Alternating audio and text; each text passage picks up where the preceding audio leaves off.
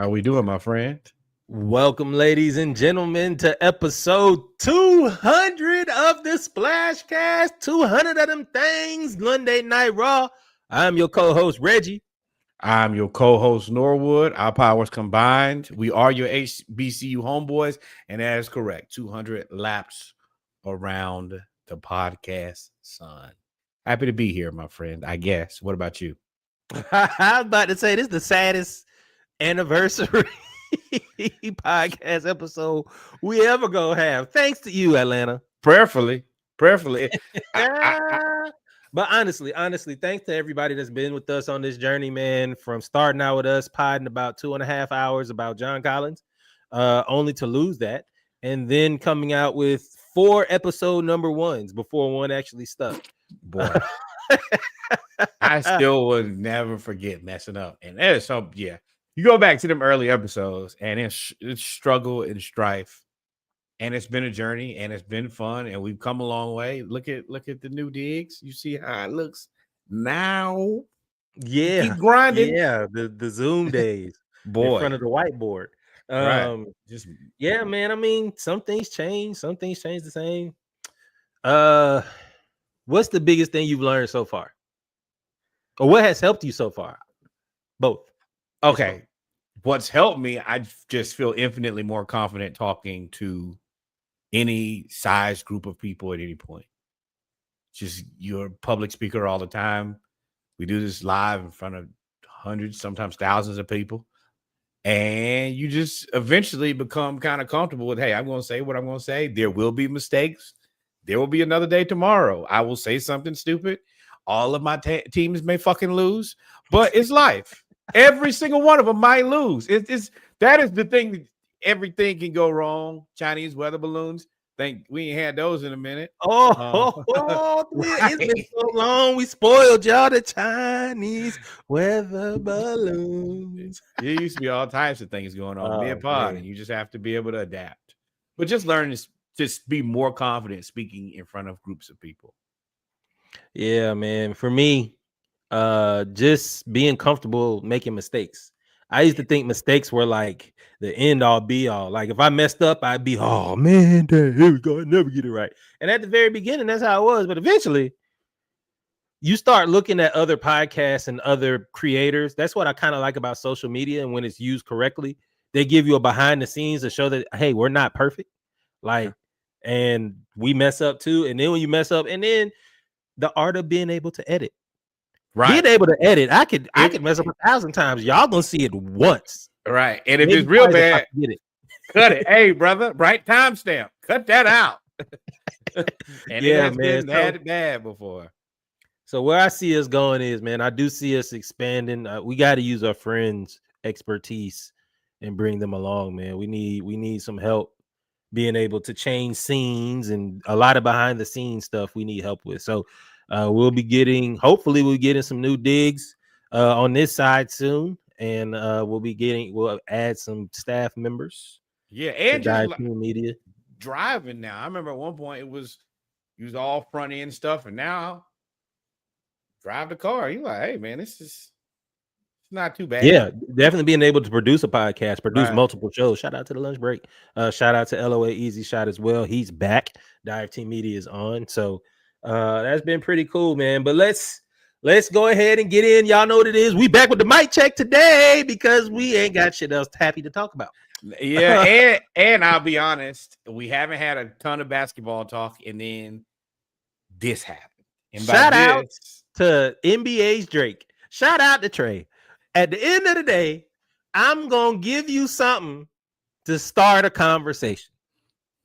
So Trey and Pat Bev was not on my 2025 bingo card. Nah, definitely not. It started out with the response to a tweet. No, a response to a clip of Pat Bev. Well, what was he talking about? He's talking about All-Stars. Something about the All-Star game not being entertaining or something like that. Yes. And it spiraled pretty quickly into that's the athlete's ability to move with media now is so interesting, because before it was like, all right, well, you have to get a source and hope that they'll want to talk to you. And then you got people podcast. Now, as soon as something happens, they will get in front of the camera, they will clip it up, and then P. Bev's people, I'm talking about they really editing words in the background, growing big. And I'm like, oh, you spent a little money there. And execution as a podcaster, impressive. Yeah. So Pat Bev responded to Trey. Oh, Trey said, "Well, let the All-Stars worry about it," which is a shot. Let's be honest. That's a shot. That's a shot right there. You didn't have to say that. You didn't have to retweet anything. He didn't even mention your name, if I'm not mistaken. So that was a shot. Little jab. Wasn't a big one, the bazooka. Yeah. Like, calm down. Pat Bev said, but hey, you knew that was gonna get Spicy Bev ready. Pat Bev said, bro, you can't talk to me, bro. I've been in the playoffs. Trey said, man. Trey's response was fantastic, though. Trey's response was fantastic. It was. Then Pat Bev went scorched earth and said everybody gets fired around you. Kevin Durant said his, 2 cents. So I'm conflicted. I think that the message that Patrick Beverley was trying to convey is things that, and I know y'all know how I feel about Trey, but you've said these things too about his lack of maturity, his lack of leadership. In the moment, I'm very, very frustrated at times with Trey about throwing the ball, and it's like he gives up. Like when we're down by a lot, and he's frustrated with the refs, he gonna throw the ball at the ref. He gonna be like, "F it," stuff like that. And I will give him credit. Last season, he seemed to be a little bit better. I think that he also understands that he's on some days he understands that he's a little closer to the end of his rope. But and I'm not even talking about the play on the court. I'm talking about the throwing the ball at the ref's head when they're not looking, the glasses, all of this. And I forgot what player was talking about why Trey gets less foul calls now is because of the way he treats the ref. But all of those things are kind of a culmination. I think I don't know if it's podcast P. That might have been. I don't know who that was, but you might. But yeah, you got to treat one of his. It was a guest. Yeah, you're right. But if you continuously disrespect those guys, they're not going to want to hear anything you have to say unless it's just blatant and get them in trouble. But I hate that it should have come from a different messenger, but I think that Patrick Beverley is probably the only guy to understand it. Like if you're another all-star, you're not really trying to hope Trey gets better. And Patrick Beverley's like, hey man, these supporting guys around you are doing their part. You have to be the leader. And you know what I always say, follow the money. If you want to be the highest paid guy, the leadership responsibilities are going to come and go with you. Yeah. I like the angle that he took of saying, I hope this motivates you. And basically, I hope this pisses you off and all of that stuff. So if they are successful, he's got the aha thing. Just from an argumentative I don't think he was trying to be mean or spiteful. I think he was just, Patrick Beverley's a guy who really was never, he got into the league by betting on himself. He spent $1 million of his own dollars and said, no, I'm going to go play in the NBA. Like, that's a difficult road to get into the NBA and then not have any necessarily discernible skill that's just better than everybody. Yeah, but then you came and talking about I've been to the playoff my first 7 years and all that. No, big dog. That part is a little that was pride. Yeah, that was pride. That's what Trey and that's what Trey responded like, hey, come on, bro. Like that we can't talk about. You can talk about, and to me, you're right. He can talk about saying like, yo, you're the leader. You highest paid. You want to be upper echelon. You got to be able to play defense. I've had to get it out the mud and you, etc. I get that part. You talking about I made it to the playoffs 7 times, dog. Without, you were on coattails. Now, what I will say is calling him Patty is crazy too. That's crazy. You said what? Calling him Patty. Oh, I missed that part. Oh yeah, he said Patty in a response. Called him Patty. P-A-T-T-Y. Yeah, my thing is, I mean, Pat Bev, you've had the ability. I mean, you're a role player, and you've been surrounded by really great players. Yeah, man. Stacey King can't talk to Charles Barkley, bro. But the thing about it is, for the most part, Pat Bev very much so understands his role as a role player. And I think what Cool. he's and I think that he's been a good role. I think he's been an exception. Like, once again, he ain't really got no great shot. He ain't big. He ain't fast. He ain't strong. And I mean, I think he's a good defender, but I think that's purely on will. I don't think that he's like a defensive savant. He just hustles real hard. But I mean, again, that don't change my. I don't. Cool. You can be a greatest role player ever. That don't mean you could go talk trash to Charles Barkley. Maybe I'm wrong. You're right. No. There's definitely levels to this, but I think that him as a role player sees you're going to get a different opinion and view. And I mean, if you're a role player playing with Trey, you got to be looking around like, bro, I hope this ain't my time. I think from the standpoint of I've seen good leaders, he could say that. Problem with Pat Bev is but I mean, what good leadership has Pat Bev really seen? No. I think that Pat Beverly is typically credited the leader with being not necessarily the leader, but a good leader, good locker room guy, good veteran, set the example. And those are three different things. Yes, they are, but they're all based around character. I think that's what this is really based on more than anything, is how you show up every day as a basketball player versus how I show up as a basketball player. I think he understands. He made it pretty clear. Trey, you're a great basketball player. It's the same thing that we all say. You're a great basketball player. That's a setup. That's a yo. In the context of what you said, you ain't trying to tell him he's a great basketball player. It's a setup. Cop out. Say what you gonna say. Don't lube it up, Shauna.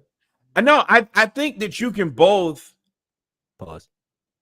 Yeah, big pause. I think you can both acknowledge. I think if you don't acknowledge he's a great player, then you're a hater. You look like can't. Yeah, if you just saying, "Oh, bro," you just no.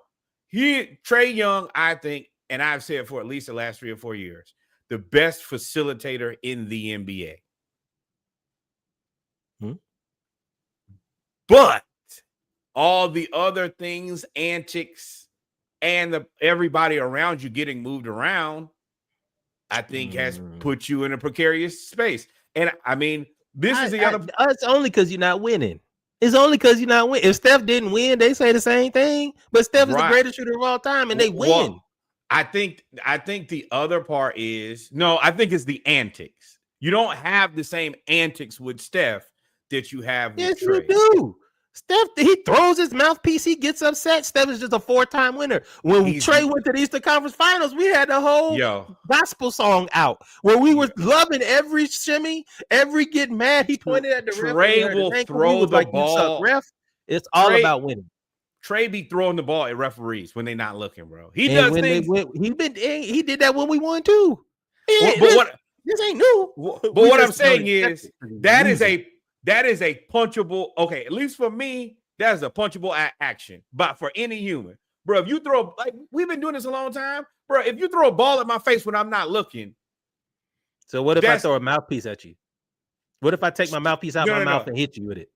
Steph is throwing them out now, and Steph was notorious. He would throw it. He's not throwing it at the referee, or I've never seen that. I think there's a big difference in throwing a mouthpiece, and that's not what I'm saying. At least for me, the throwing the ball at the referee's head is a step above really anything. You could have really hurt that man had he not have fat. Like, could you really imagine if that man did put his hands up and Trey just bust him in his face?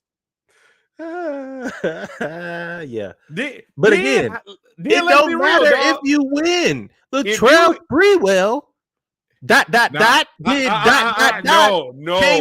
the Knicks and made it to the Eastern Conference Finals and is beloved. No. First of all, the other part about that is, and the entire team has vouched that PJ Carlesimo was out of pocket for the way that he was talking to people. And Latrell Sprewell, they all said that Latrell Sprewell told PJ, stop talking to me like that. And there's a big difference in You throwing a ball at my No, face. it choking out a man? Oh, no, it's not. The law says different. Oh, okay. Well, okay. So this is the thing. Oh, no. Legally, both are assault and battery. But What is attempted murder? And if I mean, No, don't. if I keep telling you, bruh, stop talking to me a certain way, and you It's keep different calling than me putting my hands around your throat and squeezing to cut off your air. If I tell that you, is called attempted murder. I guess we can agree to disagree. I don't think that Trey's antics are in this audience, this is what we need y'all. Y'all let us know in the comments. Maybe I'm tripping, Shawty. I should not have drank that coffee at 5 o'clock, but it is what it is. Oh, hey, yeah, you're gonna be litty too titty. But is Pat Bev right? And Trey being sensitive? Or do y'all think Trey's like, nah, you really shouldn't be talking to him? How y'all feel about that? Y'all let us know in the comments. Yeah, it's gonna be real anyway. I think that people don't like the messenger, but I think the emotion made it bad. If Pat Bev responded and just said, "Yo, everybody, you get fired, bro." Like, look, if he had the same response that he had to the tweet, the same mood, I think it would have been. I think it would have been received more. I think it would have been received better. I think versus him going scorched earth and screaming and spitting all in the camera and all that stuff. I think that's always going to be, how media and how sports are. Who do they like and who do they dislike? Patrick Beverley is easy to dislike. And Trae Young, I think, as long as he's not on your team, and even if he is on your team, he's very easy to like. Let's see. But I hope Pat Bev gets back in the league, because I would love, if I'm Orlando, if I have a vet, I sign Pat Bev. If I need a vet at the end of the bench just to annoy Trey, anybody in our division, that's what I'm doing immediately. Yeah. If I got $2 million left, Pat Bev, come on. And when Trey's on the floor and he gets in foul trouble, or he's 1 for 7 and he's a little frustrated and he's talking to the refs a little bit, because because at that point he's going mental warfare. But this is I guess the other part in closing for me. If I'm Trey, bro, you are right now playing for a contract. You are eligible for a max contract, and they have not offered that to you. And I think that if things don't go well, you're going to be the guy to go this time. I don't know if there's another person who they would even really consider sacrificing on your behalf. I don't think that it'd be Jalen Johnson. No, nope. That would be. I think that Riza has done well, and he's on the rookie deal. I don't even know if you couldn't get anything. Boy, any point guard would want to come here. Right. Any point guard. You could get anybody except for like SGA, Luka.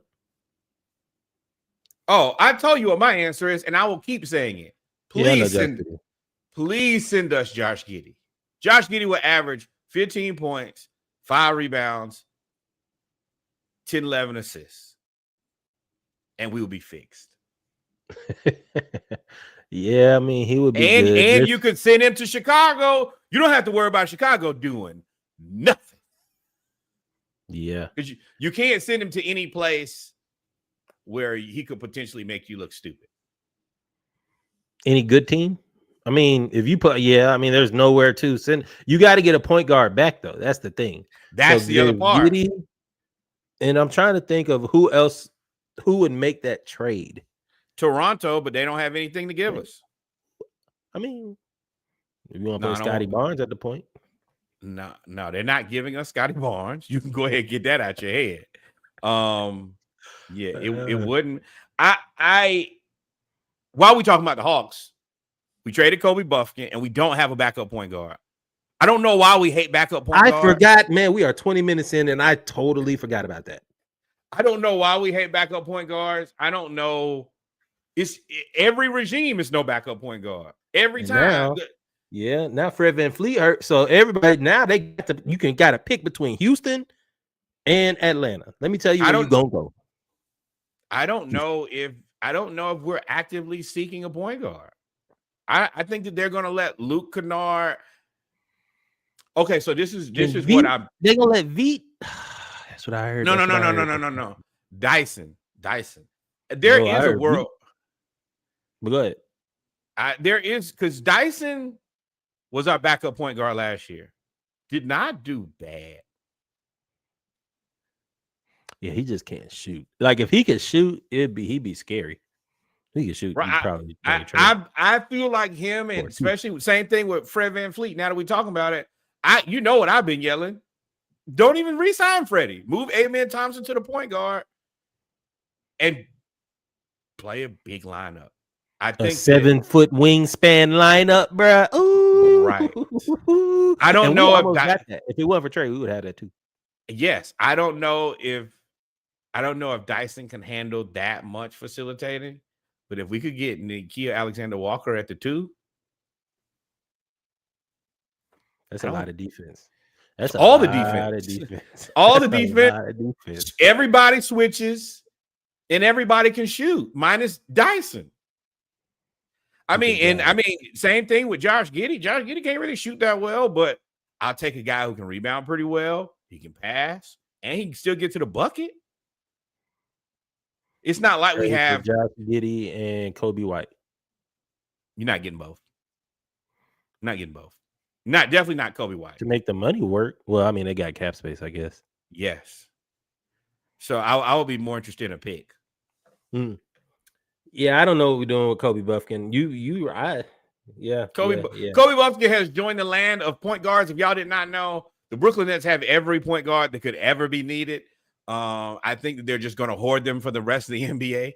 They drafted 4 of them, and then they got Buffkin, and we traded Buffkin for literally nothing. I don't love that move at all. But it is what it is. Let's talk about the dream. Yeah, I was about to say, we made so many good moves that I can't be mad about the singular move that I don't like. Unfortunately for the Dream, the Atlanta Dream were eliminated 87-85 in game 3 of the quarterfinal. One could say that this was an upset. This is 100% an upset and a disappointment.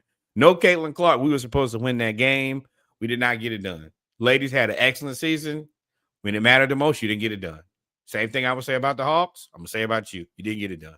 They know that. They were heartbroken at the end of the game. They could tell. Yeah, I think that they kind of squandered, even though you got to go play. No, you wouldn't have had to play Asia because you were the higher seed, I believe. Don't matter. They were the 3rd seed, but don't matter. Nothing matter about the next series. You got to win this series. Yeah. Aaliyah Boston, man. I mean, you knew once they allowed them to come back in game 2, that was like, now y'all done put the pressure on yourselves. You really could have. You really had the series sold up, really. Right. You play with your food. Yeah, can't do it. But in the offseason, I don't really know what you need. I guess maybe a rebounder. You need somebody to be able to bang inside with Aaliyah Boston if you're going to play her over and over again, and Rihanna Stewart and all of them. We're going to develop the team. We'll get better. I will say that this regular season, I know that sometimes we get caught up. I think I can be fair and say, hey, this postseason was not good enough. But this regular season was better than we expected. We did not expect to be, we didn't expect to be 3rd. That wasn't where we were just like, hey, man, can we just get a baseline of being competitive? So we outkicked our coverage during the regular season and shat the bed in the postseason. Take what you can from the beginning. Throw away what you need to from the end. That's simple. We'll see y'all next year, ladies. Yeah. But who won 6 Woman Under a Year? Six. Naz Hillman. Is it 6 woman? 6th player of the year. I put 6 Woman of the Year. I don't like 6th player of the year because in the NBA it's 6 Man of the Year. So we gonna respect the women. At least I think. Okay. Because I was looking at the graphic, I was like, I did that specifically. I don't like. I believe in treating the women like we treat the men until proven otherwise. I think that they deserve that level of respect, and I'm planning to give it to them, especially since they're much more exciting than the college boys. So, 2025 Kia WNBA Player WNBA, per the WNBA, 6th player of the year, Naz Hillman. Congratulations. Fantastic season. I do appreciate the depth on this roster. I think that Brittany Griner also was an excellent addition. I am overall excited about this team. And hell, this is the most competitive team we got. We have no other playoff teams. Well, I do. They kind of built like the Hawks. They have pretty much, I wouldn't say, 1 through 7. I mean, because Pow came in and she was shooting that thing, bro. Right. Pow came in shooting that thing. You got Alicia Gray. Like, they're Ryan Howard, of course. Like, talented. They're pretty set 1 through the 5, maybe 6. I like what we have. I'm interested to see what we're adding. Now that we've made these great additions and we had a really good regular season. Yeah. I'm interested to see what we do next to this roster. So I'm excited. Shout out to the Dream, man. Shout out to Naz Hillman. The best team that I have. My struggle. hey, don't you laughing too hard, brother. You're laughing a little too hard for my life. Don't care. Why are we talking about this? Hey, man. The reason. Okay, so Stephen A. Smith has started his political show, I guess. And I put this on here because I don't know who asked for it, but I find it very important to tell the world nobody wants this. I want to say it very loud and out loud. If you want to clip this and make it its own reel, nobody asked Stephen A. Smith to get into politics. Nobody wants to hear his opinion on politics. If you're in the barbershop, great. But do I want to see you stand next to Wes Moore and talk about politics, or Hakeem Jeffries or Mom Donnie or anybody? I don't. I surely don't want you to run for president. I know you said that somebody told you that you might need. No, we don't. Nobody asked for that. I respectfully, in the most absolute respectful way, don't exactly know what you do well.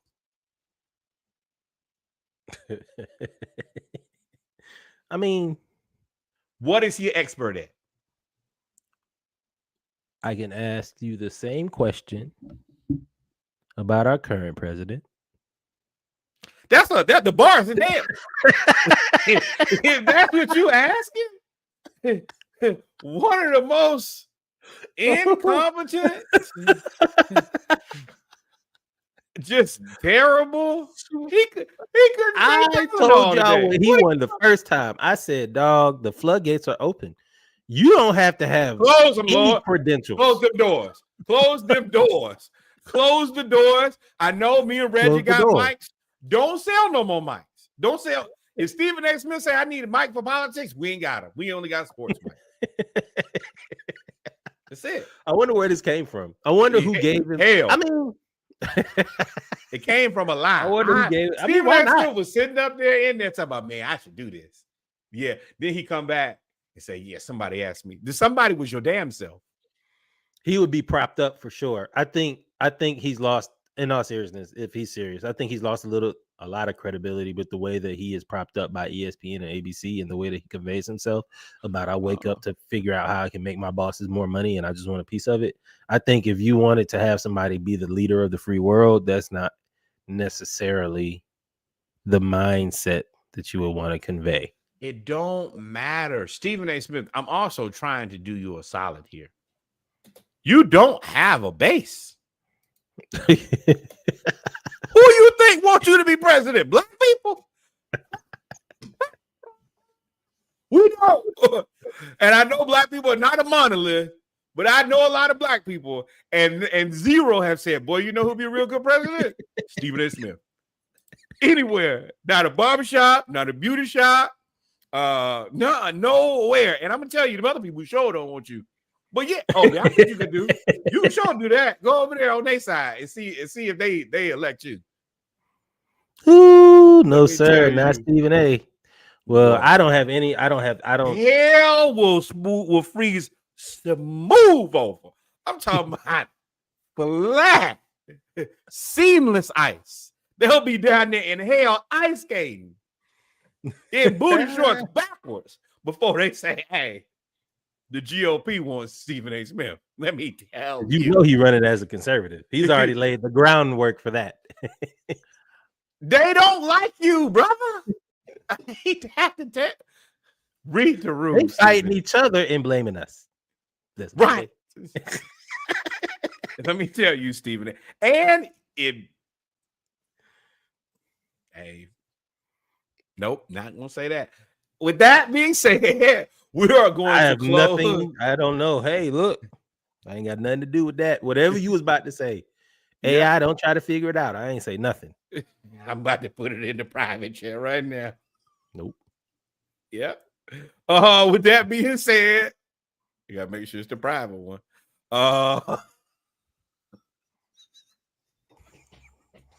I want a shirt with that on it so bad for homecoming. Is that petty? It'd be funny though, right? I would have the same thing on. I'd wear it. Nope. All right, ladies and gentlemen, we come to the end of the mic check. We will be right back with our episode 200. Appreciate y'all. Make sure y'all like, follow, and subscribe. We will be here for HBCU news around the culture, more depression. We will be here for college football, more depression for Norwood. Break and depression, emotional damage. There's hey, like, follow, subscribe, man. Y'all pray for your boy, man. It has been the worst of times and not the best of times. It ain't even been no mediocre times. We'll be back.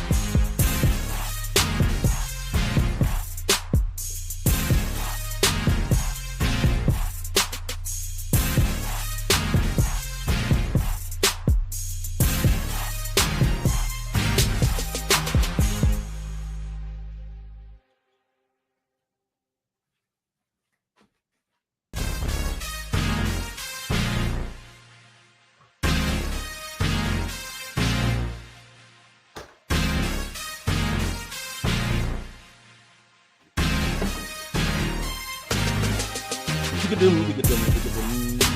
drinking all the beer tonight.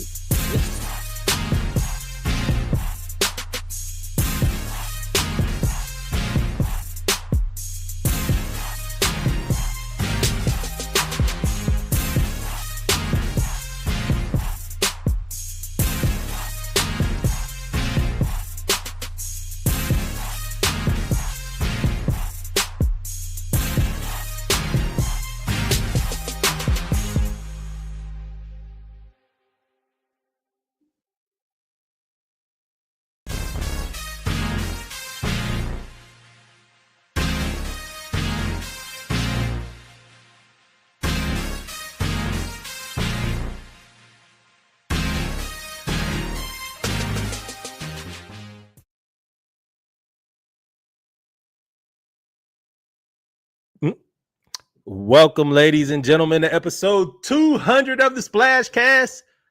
I am your co-host, Reggie. I am your co-host, Norwood. We are here, still kicking it, still hanging in there, doing what we do best here, covering HBCU sports and apparently having a couple beers. Hey, man, look. The only time I'm not drinking the beer was the mic check. Make sure y'all go back and listen to the mic check. It's pretty funny. College football, because my team did not play, and that's it. HBCU football, one of my teams got absolutely smoked by somebody that I knew was terrible my entire life. And then pro football, I don't want to talk about it. So, let me tell you. Let me one up anything you can do. I can do better. 3, 3, 3, and this number 3 keeps showing up in my life. First, it was 3 points. Now it's 3 teams. Let me tell you, y'all, it's rough around here, and we're gonna start right out with the butts that got kicked. South Carolina State, USF, ring the bell. It was a money game. They got whooped. To be expected. It is what it is, man. I wanted to say, because I saw the score and I was like 7. It said 7-7. I was like, oh, no. It jumped out 28-0. I was like, well, it is what it is. But it did score. They scored a couple points, scored a few points. So it is what it is. Next up, Morgan did exactly what they were supposed to, and right, and destroyed Central 27-0. Congratulations for doing exactly what you're supposed to. Dell State, Sean Jackson on a heater, 39-10.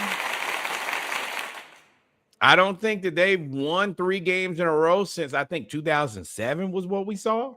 Highly impressive. Yeah. Boy, that's when they cheated us too. That is not what you needed to say. You did not need to remind me the last time that Delaware State won 3 games in a row. I was in college. I'm damn near my 20th college. Hey, bro. Didn't need that. Did not need that at all. Congratulations on winning and winning big. 39-10. Highly impressive. Y'all build him a statue. Build it. Build it. I don't care. Hey, what St. Francis? Next up, nope, we're not gonna go there. We're in there. Central versus A&T. This is the same A&T that beat us last time in double overtime, even though we was up by 10 points with like a minute left. They got their ass whooped. Cut. Got him cut. Aggie Eagle Classic. Yes, and I saw the Aggies talking early, and I saw the Eagles talking well into the night and early into the morning. Shout out to my boy Johnny Jones. He has like a video every year where he recorded him throwing an Aggies hat and stepping on it, and that's exactly what Central did. Stepped on it and stepped in. Bro, Central folks. All I saw. It started heating up when they got into about the 40s. Once they hit about like 40, I think they hit like 48 or something like that. Okay. I started seeing the memes started posting. I started seeing all the Hey, the food looked good. That's the only thing I can say about A&T. The food, the fried fish looked exceptional. Golden brown. Yes. Well seasoned. Yes. Did not even need to spend your money on a ticket because you could just go ahead to the bazaar outside. Just stay at tailgate. You didn't even need to go in there and see that. You got Gio. Y'all go to the concert. Don't even come to the game. But we can't talk though. We can't talk, but we'll get there. And in a disappointing loss, Norfolk loses to Sacred Heart 28-31. It was a battle to the end, and the Spartans actually scored 14 points in the fourth quarter to make it close, and just could not get it done. And then, you knew there were going to be growing pains for Mike Vick. Got to build the roster out. Got to raise resources. It's not like getting a job in Division I, FBS, or even in like with the PWI. You got to really, really raise the resources here. You got to be a fundraiser. So I challenge all of the Norfolk State alumni to keep giving to Mike Vick, keep giving to the school. Hey, we all we got now, man. Y'all done seen what's happening in the world. And I think that he needs to do 2 things. He, of course, needed to be there to create and implement his own infrastructure, but he also needs to do very similar to what Hampton did and have that coaches caravan. You have to go actually be present. These people need to see you and they need to feel you. And it is even more important because you're Michael Vick. So, you need to take your ass to DC, smile and shake hands. You need to take your ass to Hampton, smile and shake hands. Take your ass down there to Miami, smile and shake hands. Houston and LA, those people need to see you. They need to. And you talking about trying to recruit outside the Tidewater area? I think he needs a lot to Tidewater. No. I'm talking about donors to spend money. And get the alumni. yes. Yeah, And yeah, I yeah, think yeah. that your profile will do things differently. Those people, we had a pretty good showing for our coach, but if we knew Michael Vick was going to be there, it's going to be 200 people there.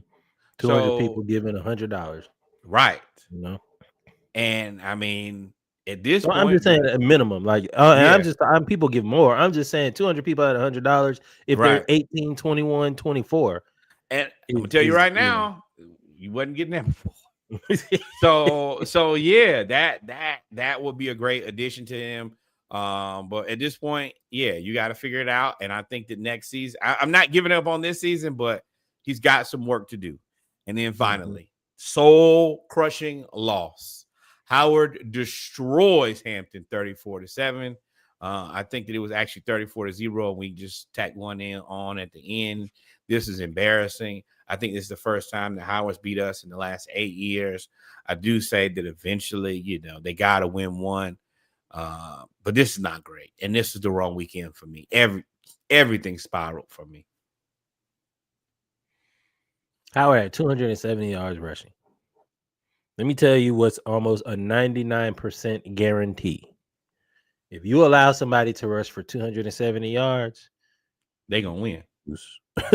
You will lose. They gonna win, and it won't be close. No, and your body gonna hurt. Let me tell you, as a person who's been on just enough of them to understand, whoo, they whooped our ass. Ain't enough Epsom salt in the world. And down the field, folks was hopping in the chat talking about what y'all doing tonight. Where we going? Because folks was like, at least the pregame was fire. Like, it was a no doubter, bro. They switched. How you switch coverage in ESPN Plus? They just said, you know what? We'll go to another game. Flex. Flexing. What's this mean for Hampton's coach though? Oh, you know what it means. Trent Boykin, bro. He was the interim head coach, right? And then they made him the head coach. He was 5-7 last year. This year they look worse than they did last year. And you lost to 2 rivals back to back in both, and somehow in very embarrassing fashion. Being up 20-10 with a minute left and losing, that's embarrassing. Getting a mud hole stomped out of you 34-7 against your biggest rival is even. I don't know which one is more embarrassing. And then, not to mention, we squeaked out against Elizabeth City in a game that we almost lost to a team that we definitely should not have lost to. It was already touch and go, and we didn't necessarily, I don't think, do a full cut coaching search. I think that at the end of the season, we will be looking for a new head coach. Don't give him another. He just brought in a new offensive coordinator and a new quarterbacks coach, a new defensive line coach. I know more. I can see how he would be frustrated if you did that but it is performance based, and when everybody else getting better, you losing to the MEAC. We left the MEAC because we wanted more money and more competition, and we getting blown out. Yeah, so there are some other kind of mitigating factors. I talked to some people off the record. It's not great. Time for him to go. Oh, yeah. It ain't. I think it would take a miracle for him to be back. Even just because of the way this thing started, he should have re-interviewed, reapply, and then was he the guy after the whole scholarship thing? Yes. Oh yeah. Well, yeah. It was. I think it was handled wrong from the beginning, and it just never gotten any better. So I agree. Clean house, do a legitimate coaching search, and then you take it from there. I think it's that simple. But as a school, we got to do better, man. I mean, let's be real. We haven't really been competitive at the level that we've expected since we left. Since you graduated in my junior year of college. And we just talked about how long ago that was. That was Coach Taylor. And one guy cannot be your football program. Not if you want to be a football program. You be a football team. But if you're Yeah, a Hampton's program, they got to do some soul searching. I think it's time to go back to the MEAC. I think it's time to find a new coach. And I think because you're going to have to deal with Norfolk and Delaware, obviously, for at least 2 more years. Deshaun may be out of here quicker. Central, South Carolina State. Like, we would, if we went back to the MEAC, we would have our hands full. I think it would be better. I think that if you dropped us and A&T back in the MEAC, it would be better for. We're probably the 5th best team in the MEAC right now. This year, but last year we think we would have been the 3rd. I said right now. Yeah. No, last year we were 5-7. Yeah, but not against in HBCU. We actually did really well. I don't know what HBCU losses we got last year. We'll check and get back with you. But we were good in HBCU. Remember, we were ranked last year in HBCU football. We just weren't ranked in the rest of the world. Yeah, we need A&T and Norfolk need to go back to A&T and Hampton need to go back to the But get us straight, man. Get us straight. MEAC, do right, and we could spin a block. Going right here. It ain't much. I don't even know where you want to start. I know. Prairie View beat whoever that is. Northwestern State, 27-24. Bethune-Cookman handled business. I'm proud of that. A&M did what A&M did. They whooped Edward Waters' ass. This is another one. I saw big trash talk because they told it to Jacksonville ain't nothing but a hop skip. And boy, they was talking big trash, and then Edward Waters had to retreat and run and run and retreat. Well, it was not good. It's not good early. It was not good late. It was not good at all. I don't know if they scored a touchdown. Look like I think they might have scored 3 field goals. Who? Edward Waters. Nope, they scored a touchdown. I think they may have scored a touchdown and a field goal. Yes, but no extra point. But I mean, and if you really look at it, through the first half, it was 14-6. Bethune had 21 points in the 3rd quarter. That was all she wrote. Go to the house. Time to go to the house. Good night, Irene. But yeah, that was it. Grambling beat East Texas. Far Grambling has fallen. 31-28. And the Lane Dragons, we told y'all was gonna get dragged. 49-7. Boy, Alabama A&M put a punishing on y'all. Let y'all know, hey man, we can't here to play football. It's man, A&M and Alabama schools out here balling right now in the SWAC, bro. Right. Yeah, man. But relatively quiet day. Now it's getting to the end of October. September, beginning of October. All the games about to kick in. HBCU games. This is really get into league play. You got Jackson State Southern coming up. You have Prairie View Southern. No, Prairie View just be Southern. You have Southern Grambling. You have all the don't big ask games. me nothing. Hampton done. We done lost A&T, almost lost to Elizabeth City, lost to Howard.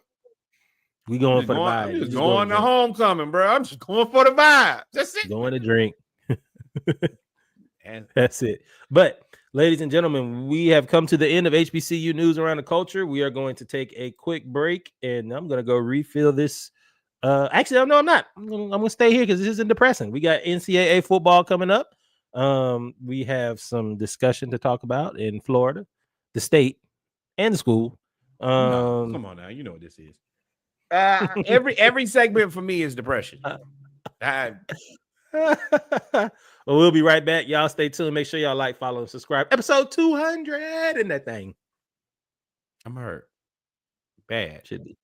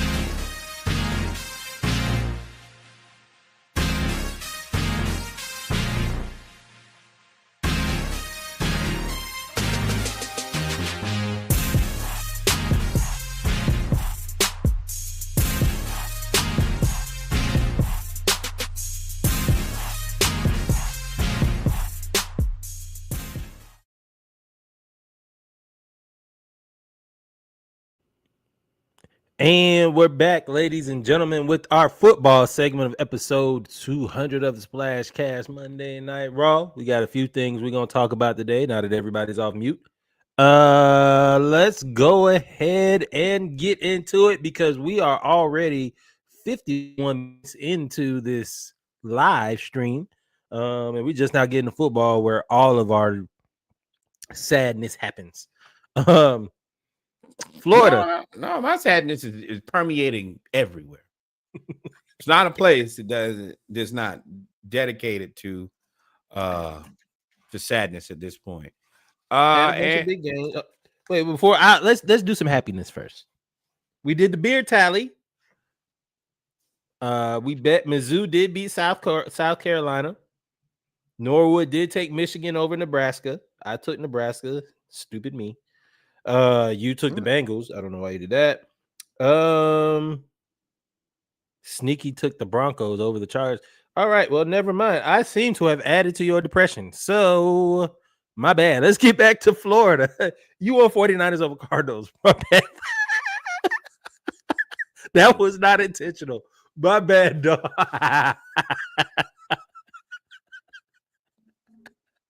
Hey, ladies and gentlemen, if this is your first episode, first time listening, let me tell you, if you didn't know, Reggie's a jackass.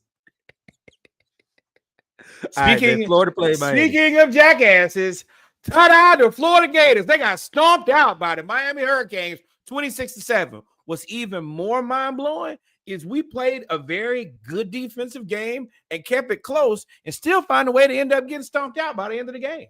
I'm depressed. My team been falling apart. It is very, very humbling to watch your defense actually try their damnedest to keep you in the game. Yeah. And the offense looks so terrible that there is just no hope. Even more humbling, or possibly a good thing, we play Texas next week. We are now in the middle of what I call hell. And for anybody who did not know, let me tell you why the reason I call it hell. First, we lost to a very good USF team. Then we lost to what is now ranked a number 3 LSU team. Then we lose this week to what is a now ranked number 4 Miami team. Then we get the opportunity to play the 10th ranked UT, Texas. Then after that, we get to play number 9, Texas A&M. That's right. 4 weeks, 4 top 10 teams. I don't know why we were so fortunate to draw the schedule. Oh, we get Mississippi State. Then guess what we get? We get Georgia. Then Mississippi State's ranked. Not according to this. I'm on ESPN, so they might be AP ranked. Then you get Kentucky, and then you close out the season 13, 15, and 6. Mississippi, Tennessee, Florida State. We stink, and the schedule is kicking our ass too. Everybody not win another game. Football season is. I'm gonna be very, very, very, very honest with y'all. This has been probably the record shortest football season I've ever had. It's over for me. But Hampton smoked like Thanksgiving turkey.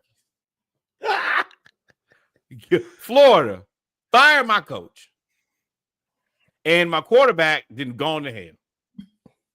Gone. Falcons, coach could go there too, to be completely honest. I am already ready for basketball season.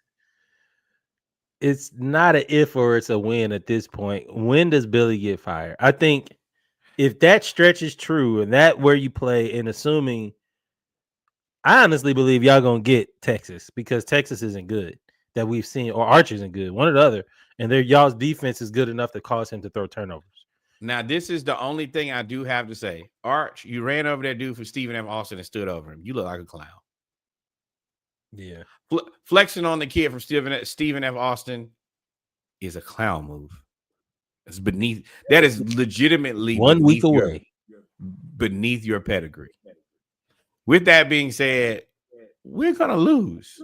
When and to answer your question, ask your question again. I want to make sure I answer it correctly because I'm going to say something wrong. It's not a matter of if, it's when. When does Billy get fired? Does he make it to the end of the season? When Or does he get fired? when Not does when he get should he fired? have been fired? He should have been fired after That's that first game when I told y'all that this was not it. 3 years later, hell, I don't know. Y'all been doing anything with everybody anyway. I don't know. We got a good basketball team. I don't know if he makes it through the end of the season. For what? What have you seen that says, you know what, Billy Napier should keep on coaching? 1-3. We are 11th in the SEC. Y'all really might, if y'all gotta beat Mississippi State. We don't have to beat nobody, Reggie. We don't have that. That we passed that point. Hey, let me tell y'all, if y'all fire him and y'all lose Lagway to somewhere, let me tell you who also is leaving. And this is where I'm going. And listen, you can come to Georgia. We will fire somebody on the team right now. But Ball, number 13, come on down. Go ahead and follow Trevor. Hey, don't do that. Follow Trevor up 75. Don't do that. Don't do that. Don't do that. Don't do that. Don't do that. Don't you motherfucking do that. We already have seen that happen before. Lagway, I'll be completely honest. I don't want him to leave, but it would be very reasonable for him to pack his bags and not come back. Go to Indiana. This ain't working. I don't know if you need to change your scenery. That 5 interception game has me concerned. Also, update is he's in a walking boot. I will say that I'm not saying that he's injury prone, but he had a number of injuries not to play that many games. I don't know sometimes if it's so bad right now that I don't know if there is an answer in Florida in your near future. I'm not going to lie to you and say, oh, yeah, just come back and it'll work out. I'm not sure about that. I am very uncertain. Now, if you're a basketball player, then yeah, Golden knows what he's doing on the hardwood, but football DJ field? should transfer. This is a good topic to broach, actually. DJ should transfer. South Carolina, Lenore Sellers is out of there. There's one place you should go. They have a very stable and loving environment that was coached by a former Florida player. South Carolina is right there for you. You could throw the ball up to Nick Harbor and have a good defense and competent coaching. Get on out of the SEC, bro. See if Dan Lanning is available. Go to Indiana. Go to Oregon. Yes. Indiana just put up. We're going to talk about it here in a second. Go to Indiana. Yeah. Or if you don't even want to be the main focus of the offense, go to Illinois. They run the ball. No. Go to Tech. Go. You know where? Texas Tech. Get in the Big 12. Texas Tech. Yeah. If you get to the Big 12, you'll put up stats that are literally so unbelievable that people will forget that you played at Florida. And it's sad that that's what we are now at, is just forget your time. But it's 10 times terrible. He don't even claim Florida no more. Jackson State. I would not either. Who? Where? Gainesville? I ain't been there. I don't know nobody in Gainesville. I will give you this next one though. You called it. Or we're gonna close the door on this chapter of my life. Florida, pack that shit up. Hampton, pack that shit up. You called this to be a lot closer than it was. I thought that Oklahoma was going Auburn them. Your boy Jackson Arnold played a solid game, but he was not enough for John Mateer. Yeah, winning in Oklahoma with, as I told y'all, Brent Venables was hired to be the offensive guru stopper. And for the most part, that defense played really well. Now, Jackson did play well for Auburn. It's just, on the road in Oklahoma, that's a hard environment to play. Mateer did just enough to win. Jackson Arnold played his heart out, but I think the talent disparity is a little much. But I will say this, actually, I lied, because Auburn got cheated. So they outlawed where you could fake run to the run to I the don't sideline I and don't run the like trick that, play.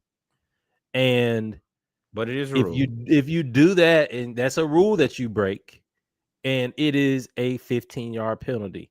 Oklahoma did that. They scored, in which I think I put in the group at the time. I said I did not expect for this to be a defensive battle. Scoring a touchdown in that moment is monumental. Not gonna say it won them the game or lost Auburn the game because there's the rest to play, but in a 7-point game, That you 7 can't points help but be matter. mad when they score off a rule that they broke. It's kind of like offsides on the tush push. Oh, I'd be big mad about that. It's tight, but hey, Oklahoma. Now Oklahoma's going to be ranked in the top 10 if I'm not mistaken. And Auburn, I don't think they should drop out of the top 25, but they may. No, Auburn played a solid game. I was impressed with what they showed up with. It's not a team that I think that many people had as being that good of a team. I still think that they're about that last tier of top 25, somewhere between 25 and 20. And this was a good show against a team that's playing with what looks like the Heisman frontrunner. Oklahoma's defense is nice. Brent Venables got them playing. I think they had 9 sacks this game, if I'm not mistaken. 9 sacks is crazy, especially against a running quarterback. Right. That's a defensive clinic. But yeah. But also, he used to be your quarterback. You know the ins and outs. You know everything about him. You just waiting to unleash the dragon. Next up, Mizzou over USC. I rethought it once.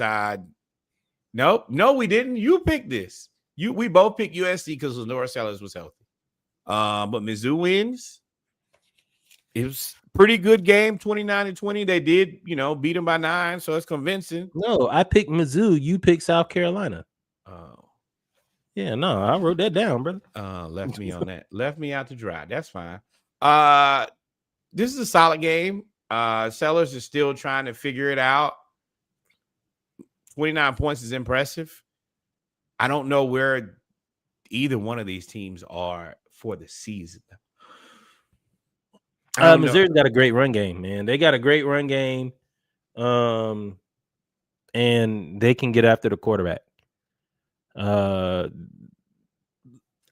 this point, I don't know if USC needs a second receiver or a tight end or somebody to emerge past throwing the ball up to Nick Harbor and running with Lenore Sellers.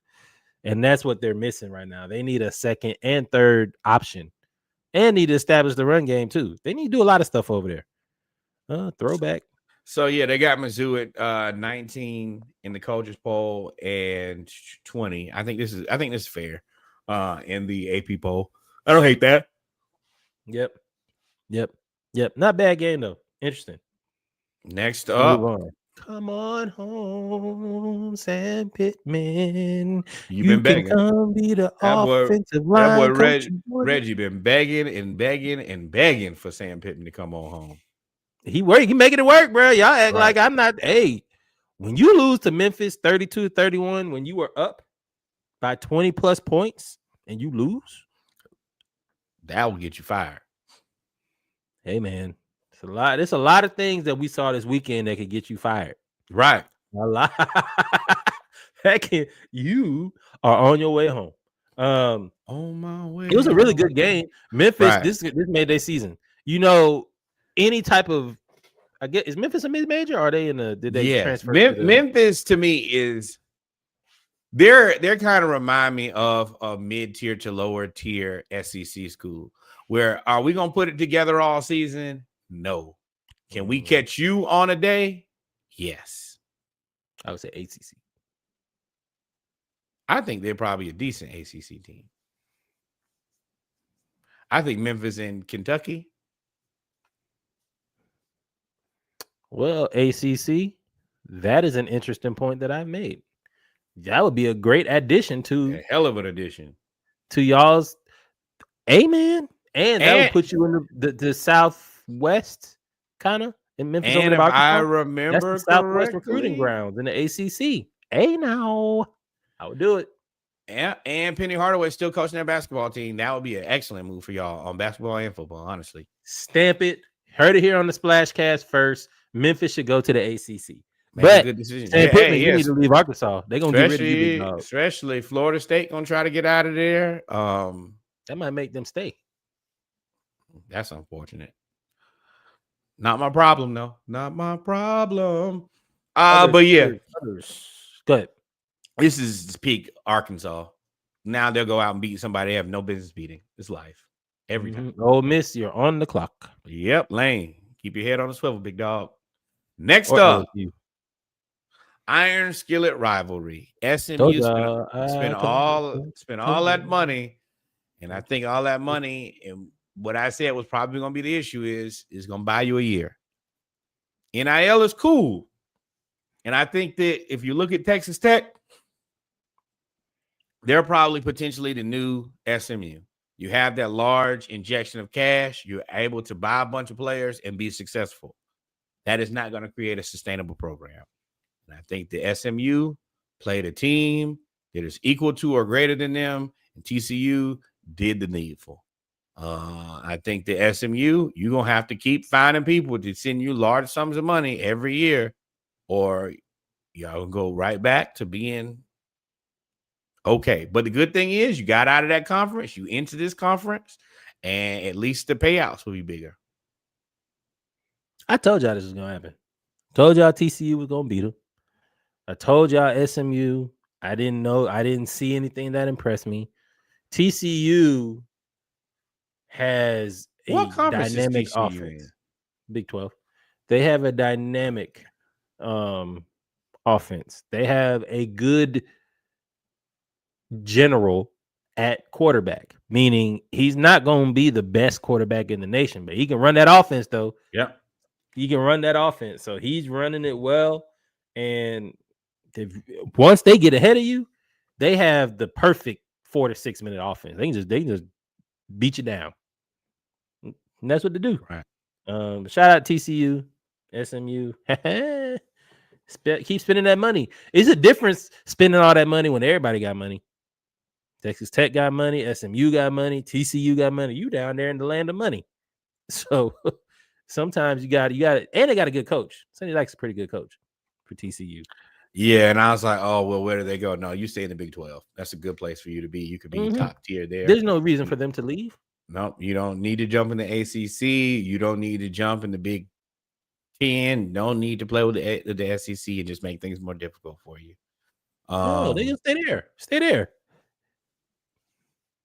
And then, of course, but Texas Tech smokes Utah, which I did not expect because Utah is a defensive team, and they got absolutely ransacked. I'm just devastated.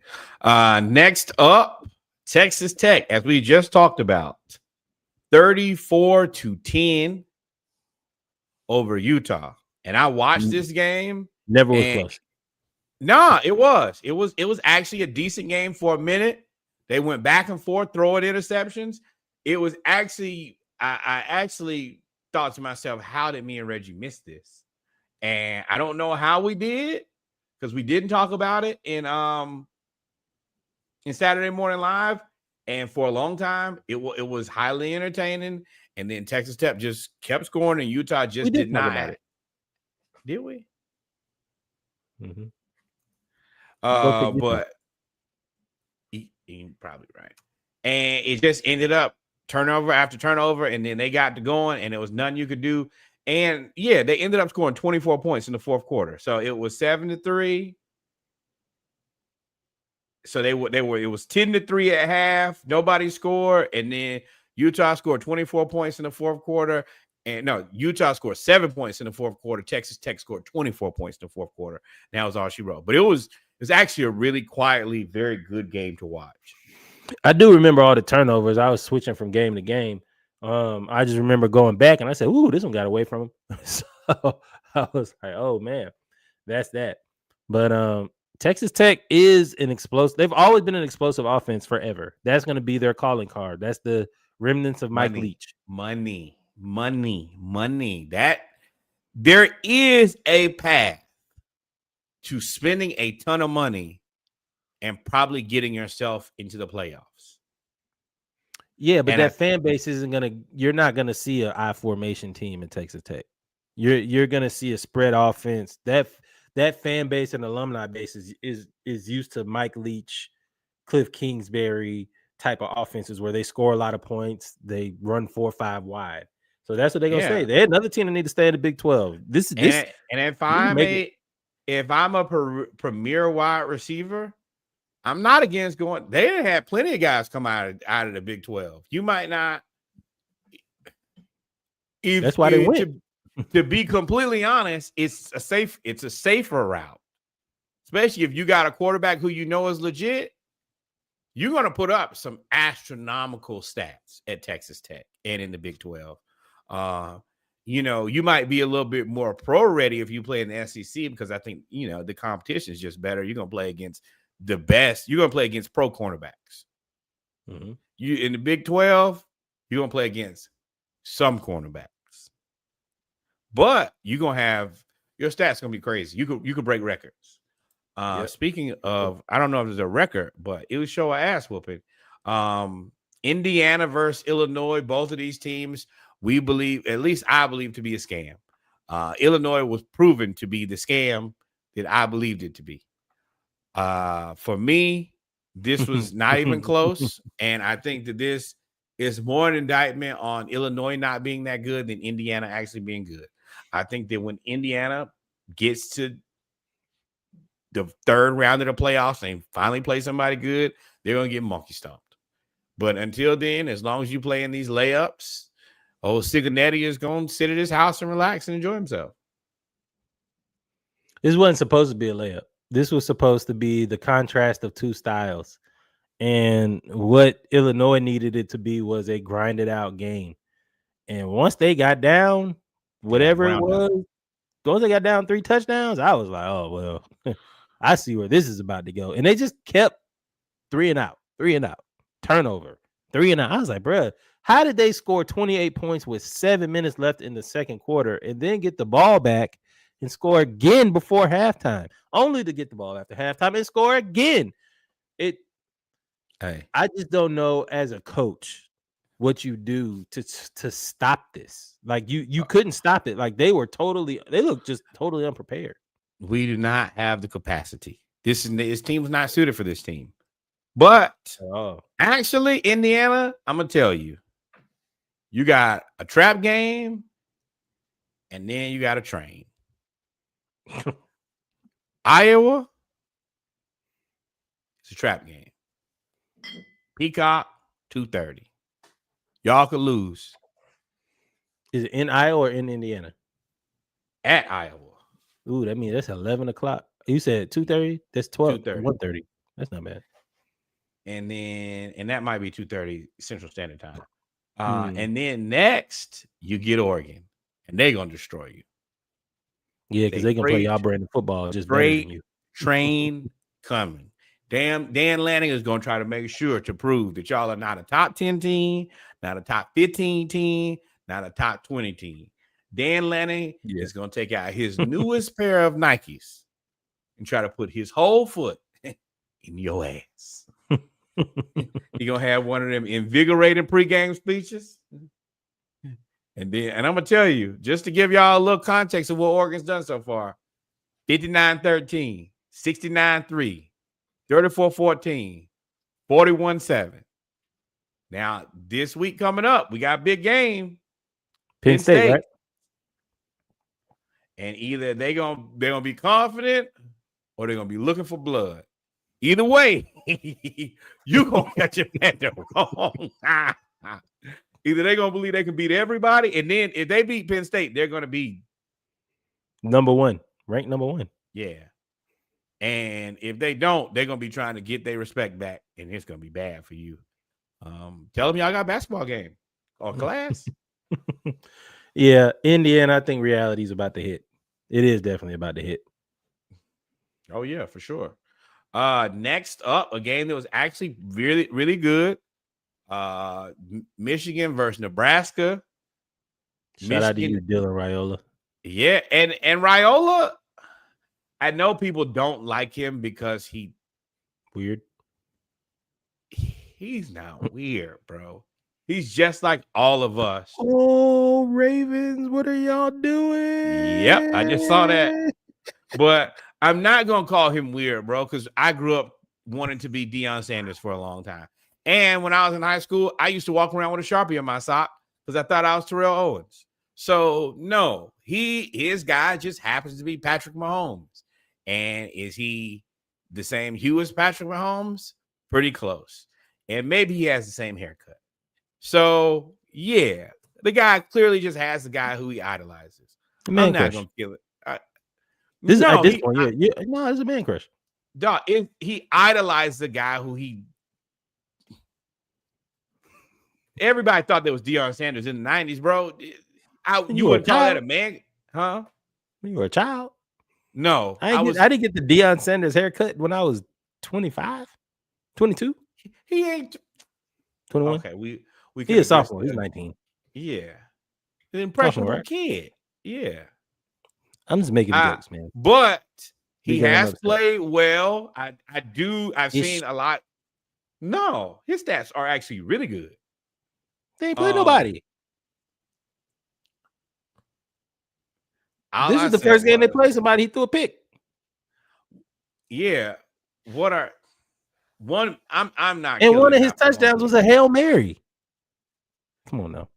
Did he throw it? Yeah. Okay, let me clarify his stats here. 1,137 yards, 11 touchdowns, 1 interception. I think that's solid. That's only because you're on the side of you think he's played well. If I said that and you showed up who the teams that he played against, you would say he ain't played nobody. Cincinnati, Akron, Houston, Christian, and Michigan. And versus Michigan, 300 yards, 3 touchdowns, 1 interception. He was sacked 7 times. My God, did y'all? Yeah, Michigan beat them up in the second half. You're right. You're right. I mean, he didn't play bad against Michigan. He didn't play bad. Hell no. Especially not. But again, 70 of those yards or 65. So really, it's 240 with 2 touchdowns and interception. That's not bad. That's not bad. Nah, 240 touchdowns and interceptions is not bad. Michigan's a good defense. Like this ain't.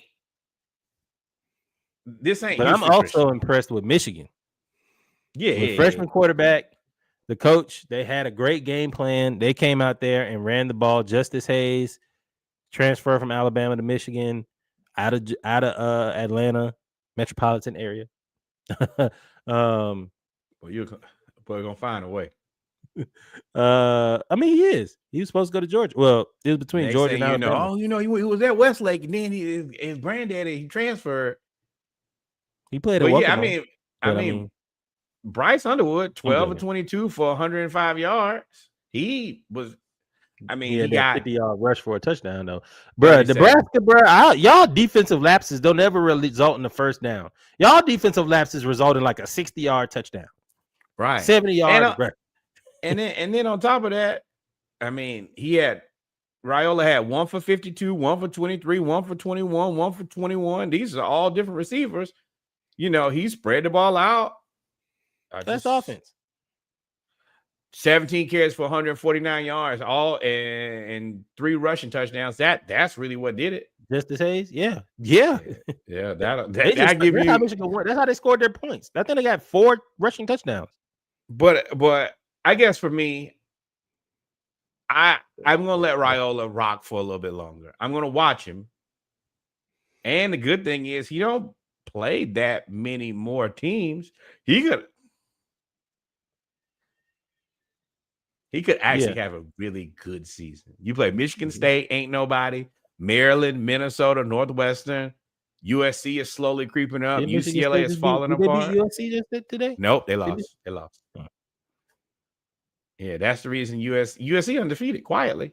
But yeah, Raiola can have a season. That was the sleeper. He's a sophomore, so what? Next year he could. Next year, if they hit the portal right, next year could be I'm number 1 pick in the league. But with that being said, and I want everybody, don't take my word for it. I watch a lot of everything on everything. Raiola does try to do a little bit too much of the Patrick Mahomes. He not disciplined. Circle back. You going yeah, go ahead.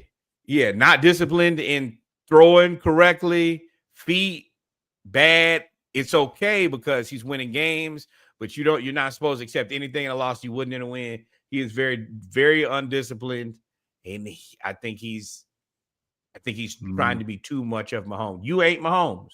Just like I say, Trey ain't Steph, but you could be good. You could be good, but you ain't Mahomes, brother. The sooner you realize that, the better be yourself, man. Trying to throw across your, just go out there and play your game, dog. Like he really does try to emulate himself after Mahomes. He thinks he can make all the Mahomes throws. Right. Like that's when, like you think it's almost like Kobe Jordan. Like you're obsessive, but you're not Kobe right obsessive. Now. Yeah, you ain't Kobe. Now if you was Kobe, if you end up having that level of drive to just want to be a person so bad, then just like Kobe, ain't nobody gonna have nothing to say.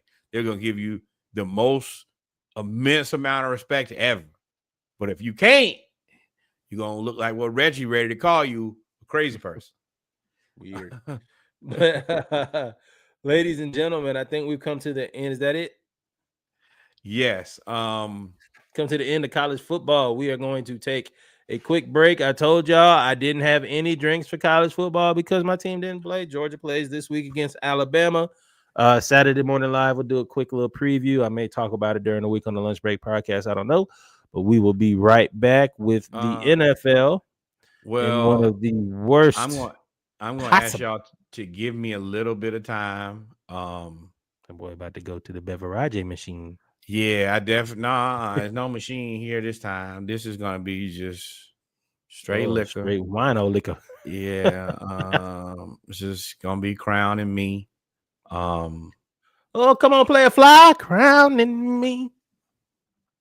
Oh, you gotta be a certain age to understand that one. And yeah, you and clearly I am not old enough, considering you only 1 year older than me. You ain't listen to Play a Fly? I feel like I'm familiar with the name, but you would have to remind me of the song. But I need a little bit of time to collect myself because I don't know where to go from here, to be completely honest. I want to reiterate, Hampton ass thoroughly whooped. Come back, Gators ass thoroughly whooped. And neither one of those were the worst ass whooping of the week. Yeah, we'll be right back. Y'all stay tuned. I'm going to get some counseling, Lord.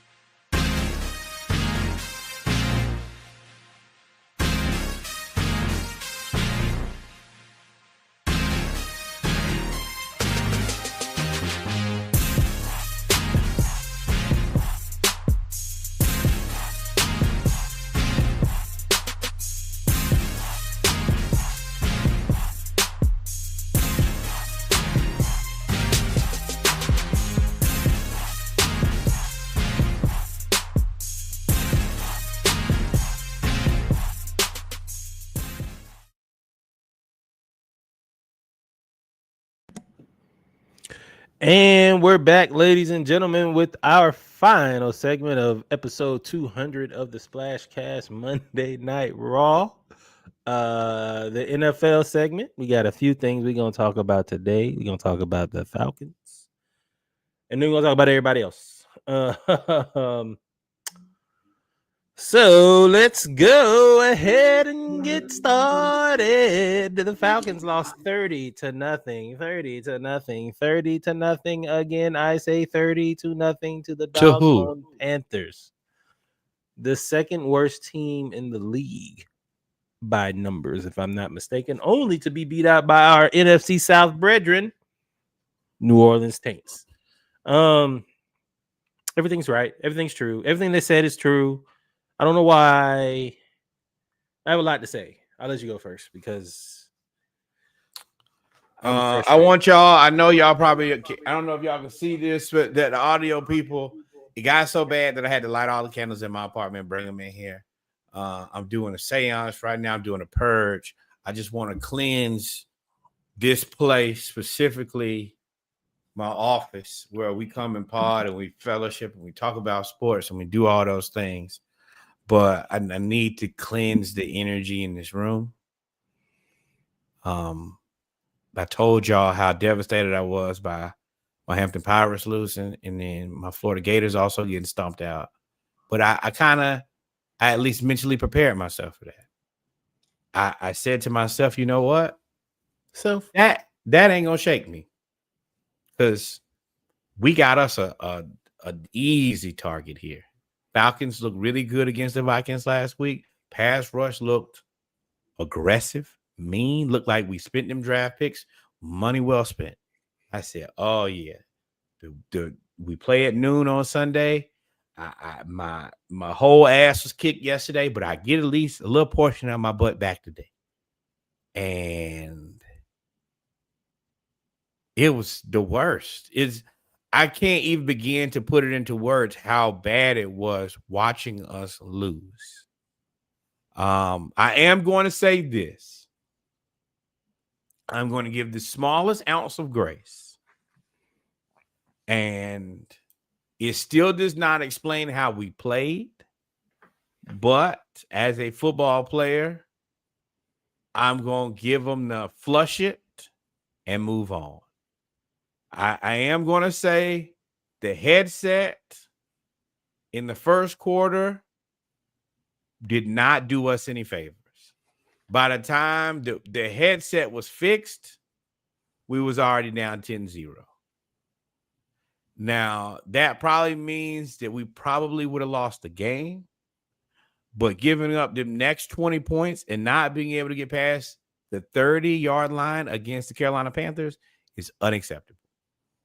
Unacceptable. That didn't help us. The headset, miscommunication, non-communication, that did not help us. But that only lasts, we played 3 more quarters. That was done before the end of the first quarter. The next 3 quarters, we was just defeated. And I hate to say that the 2 culprits that I think that I am putting this responsibility on is Zach, our offensive coordinator, and Raheem, our head coach. If you heard our preview, I said that I think that Terry Fontenot and Raheem do not need to be joined at the hip. I think that Terry has done a pretty good job of putting a team together on the field. We weren't able to do things because of discipline and because of bad processes and people not being prepared. I can't lay that at the feet of Terry Fontenot.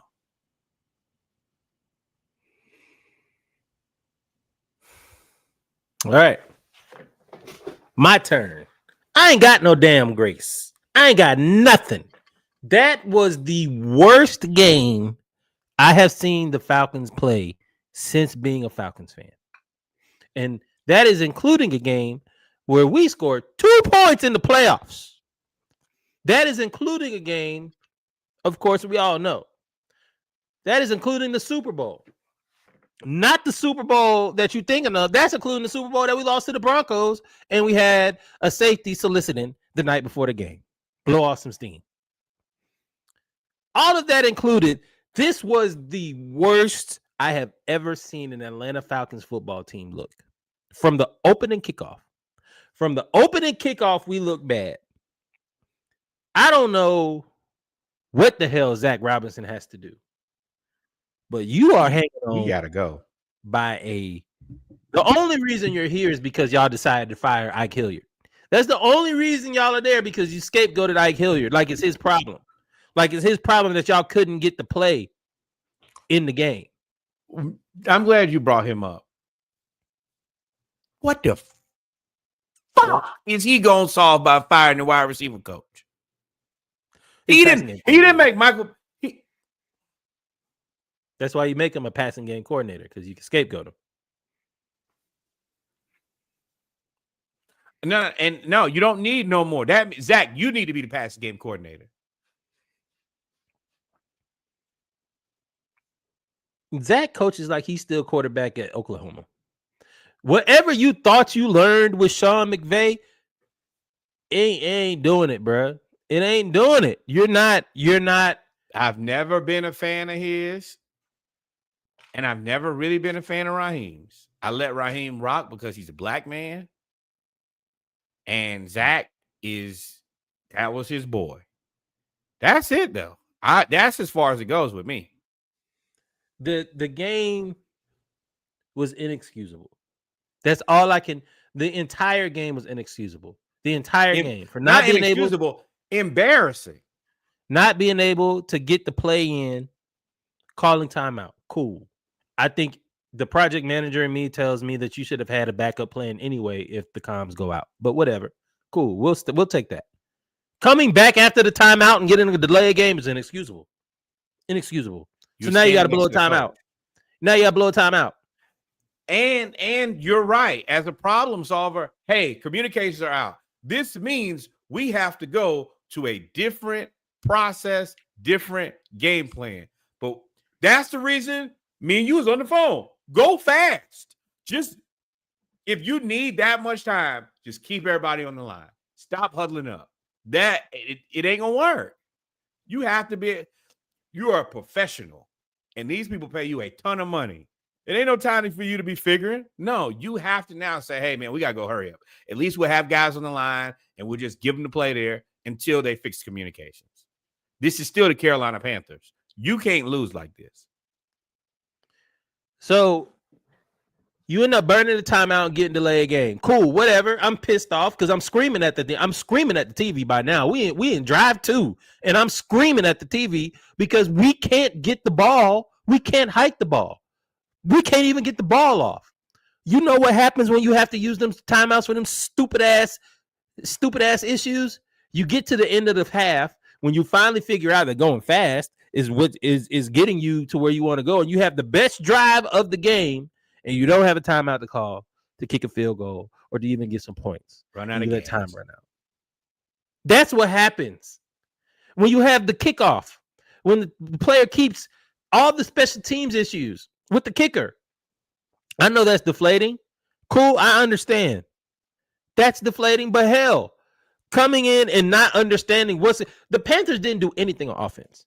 They didn't do anything really. Ted had one really good catch that was fire. He jumped 7 feet in the air, and right. Billy Bowman could do nothing. But other than that, they got turnover. And Billy didn't let him go crazy. You made a great catch. You come on down. That's it. And we'll get to it. We'll get to the defense with D. Alford, but we ain't even got to the damn game yet. I'm just talking about the mistakes from a coaching standpoint. That's all I'm talking about. I ain't talking about nothing else. When you fumble the kickoff, when you miss special teams, you miss kicks. When the defense plays lights out, you had 2 turnover on downs, you had a pick 6, you had a second interception, and you had a fumble. That's 5 turnovers. To me, 3 turnovers technically and 2 turnovers on downs, but turnover on downs to me is a turnover. That's 5 turnovers. They scored 20 points. Not to mention, they gave us one of them back. We punted him the ball. He fumbled it. And I think that's the deepest we got all season. I mean, all day. Was on a fumble. You have to figure it out, Zach Robinson. This isn't it. You and the thing is, coming down out of the booth. Cut him. Coming down out of the booth, you did that one game too late. It's cool to call plays from the booth when you have a veteran quarterback. Michael Penix was visibly shaken. He was frustrated. He was so shaken that I don't actually blame Raheem for taking him out of the game because he was so down on himself. Yeah. But that's when you need the offensive coordinator. That's when you need the quarterback's coach. You're not good enough to call plays in the booth yet. You're not good enough. You're not, Zach Robinson. You're not good enough. Our plays are terrible. And if you want to blame it on Ike, cool, because the wide receivers were off with the quarterback. It looks bad. And we talking about we're going to be the best offense in the league. And lo and behold, our defense playing their ass off, and our offense can't do nothing. So I haven't even gotten to the play on the field Three yet. games, I'm just talking about timeouts. 3 games, 0 wide receiver touchdowns.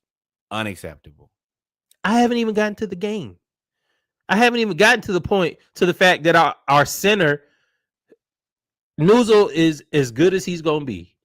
Because Derek Brown was slinging him around like a rag doll. Him and Ashawn Robinson was just destroying him. And we still didn't give up a sack.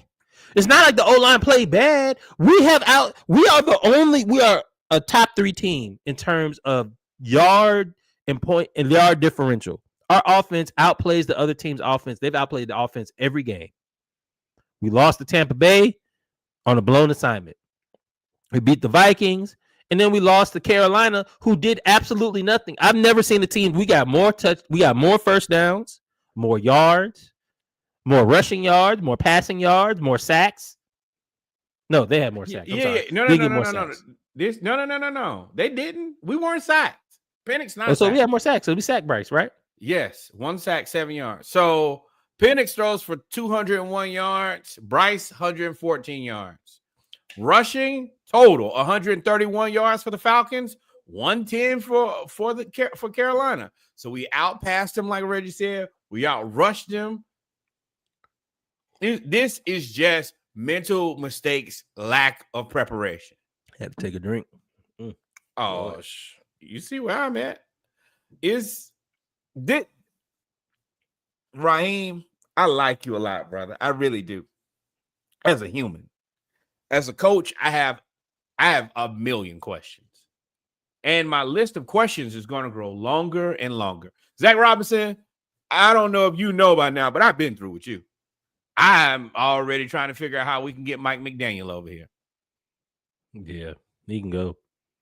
Now, we did bring in TJ Yates. I'm not gonna lie and say I'm gonna make. Here it is, y'all. I'm about to put my makeup on again. I'm about to put on the white face with the red lips and the green stuff that go over my eyes and be a damn clown again. I'm about to sell myself the bullshit and I'm gonna buy it. That's why I'll never have no profit. That's why I'll never be happy with the Falcons. I sell myself the same amount of bullshit every year. And then I do like TJ Yates. I do like TJ Yates because, again, this is Raheem hiring somebody that he's familiar with, which I'm not a fan of. But I don't like who he's familiar with.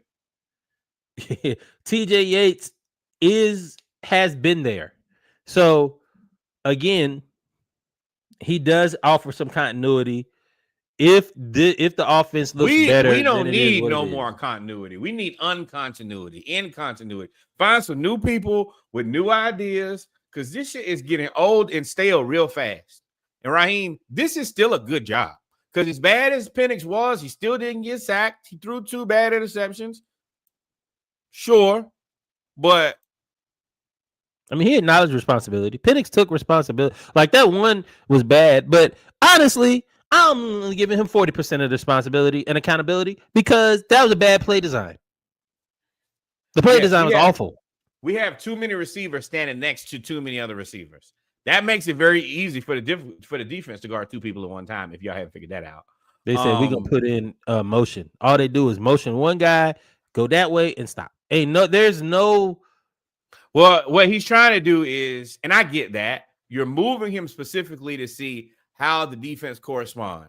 If they stay where they are, then they're probably in zone. If you got a guy who follows, then you're probably in man. I'm cool with that. But that don't help when you find that out with 3 seconds left on the play clock. You still got to get the play off. Then you got to try to make then you got to go through your progression. You've not allocated him enough time to read, understand, and adjust. That's why getting the play early is important. And that is not a Michael Penix part. And I'm going to go back to it. Y'all go back and watch that quarterback thing on Netflix. That was the issue that Kirk Cousins had. He said, hey, these plays are too long. And I let it rock because I say, okay, well, whatever. Here we are, same place, quarterback still getting the call too late because the play's too damn long. That is an operations problem, not a player problem. And that, ironically, isn't a Zach Robinson thing. That comes from Sean McVay. So in that same court, no. Does Sean McVay coach for the Atlanta Falcons? Yes or no? Listen. You're gonna get me mad, Reggie. Matt Stafford literally just said the same thing. They literally just showed when he was mic'd up and they were calling in the play, and it was like, look how long this play is for Matt Stafford. He was like, all right, shut up. And then he started telling him, shut up, I got it, because he already knew the play. You're right. These plays, you're trying to model yourself after McVay is cool, but you've got to figure out a way to be more efficient. You can't give you're making Michael Penix. You know why Sean McVay does that? Because he doesn't want the quarterback to think. He says he's thinking for the quarterback. Remember, he did that with Jared Goff, right? He talked to him until 15 seconds and then they didn't hike the ball before. But the difference is he talked to him for the first 15 seconds. Once the stuff goes out, you got to figure out a different way. Get it in more. If getting you to the sideline is going to help you get it in more efficiently in terms of getting the play into the quarterback more efficiently, then hey, you got to do it. But let me tell you, Derrick Henry fumbles another one that could be the end of, could be a game loser. That is tough. Yikes. Aiden Hutchinson. That you to just piggyback. You're not Sean McVay, and he is not Matt Stafford. It's a young quarterback. He needs the maximum amount of time in order to make the motion. Then after make the motion, you have to think about and process what you just saw. And if the one thing that Penix does do is he makes good decisions when given an adequate amount of time. But what you're doing now is information overload with 3 seconds left. And I'm looking like, oh, well, he's just trying to get the playoff and not get a delay game, which means he's not thinking about, oh, this is where I need to go. Yeah. And we ain't even talk about. So with the offense, once you start firing people, that means they're just going to keep firing people that get to you. Because Raheem is the last person that's going to be fired. You're going to be fired with him or before. You better figure it out. And Ulbrich is going to be, he already missed the interim head coach. Because our defense played decently. I will say, I was worried about the trenches because we don't have a lineman that's over 305 pounds. And the Panthers have a big offensive line, and that was an issue for us, especially when our biggest lineman, who's 302 pounds, Onyemata, went out because he was hurt.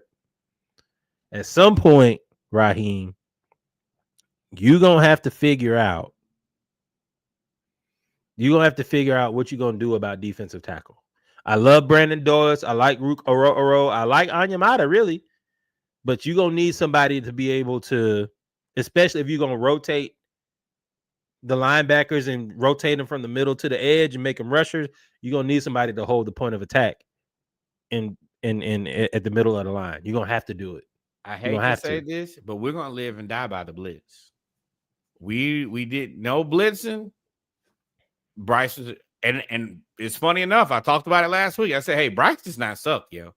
He is a guy who can throw the ball. I think that the Panthers, I don't know if they're going to give him enough time considering how many games they're projected to lose. But this is definitely an ace in his case. I mean, I guess he didn't even really play that great today, but they didn't do nothing. Shout out to the defense. They didn't really do much. They kept getting the ball with all the momentum. Fourth down stop, interception, pick six, like 21-yard punt. Like, I mean, They had And 20 points on turnovers. I don't know why after Romo missed that 49-yard field goal, y'all went out there and asked him to kick a 55-yarder. That didn't make any sense. Punt the ball or go for it. Either way, those were way more viable options. I knew he didn't stand a chance of making that field goal. And you have to know that too. The guy just got on your team 7 days ago. You got to make you don't have to do anything. But if you choose not to make a good decision and put him out there to try to kick a 55-yarder after you just saw Mr. 49-yarder, your expectation should be low. I did not foresee the Falcons spending our little bit of cap money that we had on bringing in multiple kickers, because they're bringing in more competition for Romo now. So I don't really blame that on Romo. Y'all didn't put him in a position to be successful. I didn't blame it on them either. I just said I did not expect for us to spend $15 million on different kickers. I didn't expect for that to happen. So it is what it is. The Falcons, we play the Washington Commanders next. Jaden Daniels is questionable.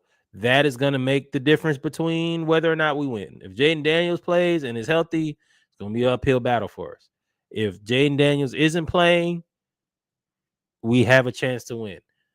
The first game of Zach Robinson on the sideline, we'll see. Can Michael Penix bounce back? I believe in him. I think he just had a rookie game. Not a rookie. I mean, essentially, he's in his 6th game, so it's his rookie season. But he just had a young moment. Like, you get frustrated, and I do think that he was lacking support. I mean, essentially, it's Doug Williams Jr. out there as quarterbacks coach, who's young too, right? And you needed some guidance. And Raheem, bro, you laughing and kicking after the game with the other team's players. Bro, I need you. Hey, bro, 30-0. I need some humility. I know it's petty. You gonna laugh? I need you to stop laughing, right bro. into somewhere else for sure. Yep. Yeah, that's unacceptable. For the Falcons, that's losing it, to the Panthers 30-0 is unacceptable. Period. There's not anything else. All coaching. I put that all on coaching. Yep. We didn't even look like we were ready to play. Shout out to D. Alford. I'm gonna say something positive. D. Alford, bro, I'm glad we kept you. Shout out Kirk Cousins too. You look good when you was in there. Right. Quick live look. The Lions are up 31-24 over the Ravens right now. Ravens still have a chance to come back. It's like 6 minutes and 34 seconds now on commercial. That's the reason I'm not exact. But I think it's like 6 minutes and 34 seconds left. Derrick Henry just fumbled the ball. Of course, they show at the bottom that he's the only running back in the NFL to fumble in all 3 of the first games. It's kind of tough because that one was just another peanut punch by Aiden Hutchinson, but they got him. Derrick Henry, they pay you a lot of money. The expectation is for this team to be successful. The first one, y'all had the lead and blew it, and you unfortunately kind of lost the tides when you fumble. And here y'all again in a dogfight with a very good team, and you fumble. Fumbles are, I try to be as reasonable and fair as possible. But 3 fumbles in 3 games ain't it, brother, by any stretch of the imagination. We see in the Falcons. 30-0. We are the Cincinnati Bengals of the NFC. No, I don't know. Harbaugh has a problem of being up between halftime and third quarter and tricking it off. And this could well be another trick off Johnny. But we will keep y'all updated, and I'm sure y'all will be able to watch our faces because we are both watching the game live. And depending on how things go, you'll see soon and very soon. Speaking of telematics notes. Next up, we go to what we knew was going to happen. Buffalo beats future Atlanta Miami offensive coordinator right there, 31-21. I actually think that considering what Miami had, they actually played pretty good. They just were outmatched this game. This is probably the best Dolphins game I've seen, though. Personally, I think that's the same thing that Tyreek Hill said. He said that multiracial McDaniels came out pretty hot this game and aggressive. I don't think that this saves his job or saves his team, but they played a good game-ish. They just played a better team. The Lions are whooping the Ravens' ass right now. This is like 31-24. Nah, Aiden Hutchinson, these last 5 plays, He's good. He's good. The man he was almost sack, defensive player of the forced year. fumble, sack, like against Oh, Lamar. Lamar, you gotta chuck that. Lamar, you gotta throw that. You have to throw it. But That yeah, the Bills, what y'all don't want to do is get James Cook going. That's what you. If you gotta guard James Cook and Josh Allen, you can throw out whoever you out there wide right. receiver. It's gonna happen. I saw Josh Allen run over a dude, then hurdle a guy, then dive, and then hurt his nose. Josh Allen is beginning to look like Mahomes used to look, where he just makes offense look really easy. And it's just, it's He not got the greatest receivers other than no. Yeah, they make it. Shakir is okay, but like even Keon, I don't. I think what I've seen so far is wide receiver 2. He doesn't look like a wide receiver 1 to me. But Josh Allen he has the ability to both buy you time and throw the ball a country mile. Those two things together make it. I don't care what defense you are, as good as you can play. The cornerbacks can't cover forever. You just can't run around forever. And if you give him some space, you just buy some time until somebody stands open. So Dolphins, take what you can and flush it. Now this, I'm gonna tell y'all this. So every week when we pick the games, I typically run the games through ChatGPT. I'm testing it out. I'm at the age where I'm trying to learn a little bit of artificial intelligence and see how it works and see how good it is. So do Saturday Morning Live, and ChatGPT picks the Browns. And I'm a person, as I've been learning this, I talk to it as kind of like a human. So why did you pick the Browns? This doesn't seem like a reasonable pick. How did you get there? I still attribute this to luck. But luck at the right time will definitely have you look at things a little differently. The Browns beat the Packers 13-10. And it said matchups and missing players is the reason they picked that. And sure enough, the Browns squeak one out against the Packers. This is not a game that anybody expected. Packers were believed to be the best team in football, or at least one of the best teams in football. And they undefeated is what they tackle said. And they lost to one of the teams that we thought was one of the worst football teams in football. Funny how that works. I don't know what to say about what's going on in sports right now across the board. As shout out to the world, Splashcast versus the world. Shout out to Sneaky. Sneaky said essentially this is drunk. So at this point, it is what it is. The Browns have a good defense. I mean, they have a really good defense, and they've had a good defense for a while. It's just that outside of Myles Garrett, everybody else get hurt. Like everybody get hurt. And now it seems like they're healthy-ish. We're in the first quarter of the season, so and that brings up another conversation we had in the world. Once again, shout out to the world. If y'all want to join, hit the DMs or send us a message. But I was saying that Cleveland is a good team. The reason I'm saying that Cleveland is a good team because if you look at their roster, top to bottom, it is good. Now the quarterback play is where the question is, and that 13 points. That answer was not. There was no answer there after today. Yeah. The quarterback play is still very questionable, and I think that's indicative of the score that they gave. But this is one of the best defenses in football, period, in the world. Look at what Myles Garrett does when he gets his money. All of a sudden, that sore back, sore leg, Jerry. Come up off them picks, dog. Come him off of them. He's worth it. I saw them line up three men. At a Congo line. Thank you. They had a Congo line to try to block that man. Jerry, you sitting on them picks. You sitting at home on your sofa, right? Your team losing to the Bears, right? Go ahead and get him. Send them 2 picks and see what they say, bro. Send that. How the kids say full send? You need to send that, brother. Yeah. Shout out, hey, Packers. Just like the Falcons. We anointed the Falcons. And shout out to the Lunch Break Podcast. Because I told y'all, I said, hey, don't anoint us yet. We No, played no, no, JJ no, no. This McCarthy. this this is the thing I will say is it ain't just us. That is the one saving grace is there are other teams that are struggling that had expectations just like us who are 1-2. And that made, misery does love company. And my name show is Misery. So I'm glad there are other people at the lunch table with us. Congratulations to the Browns. Also, what in the hell? Congratulations to the Colts. In another edition of Get the Hell Out of New York, Daniel Jones is playing early MVP level football at this point. And the Colts, I believe, Daniel Jones. Who?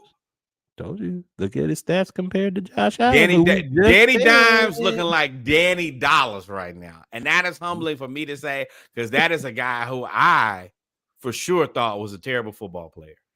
And Get out of New York, get to Shane Steichen, get your moment, and don't turn the ball over. And apparently, with a good defense, you can be undefeated in the AFC. Wait.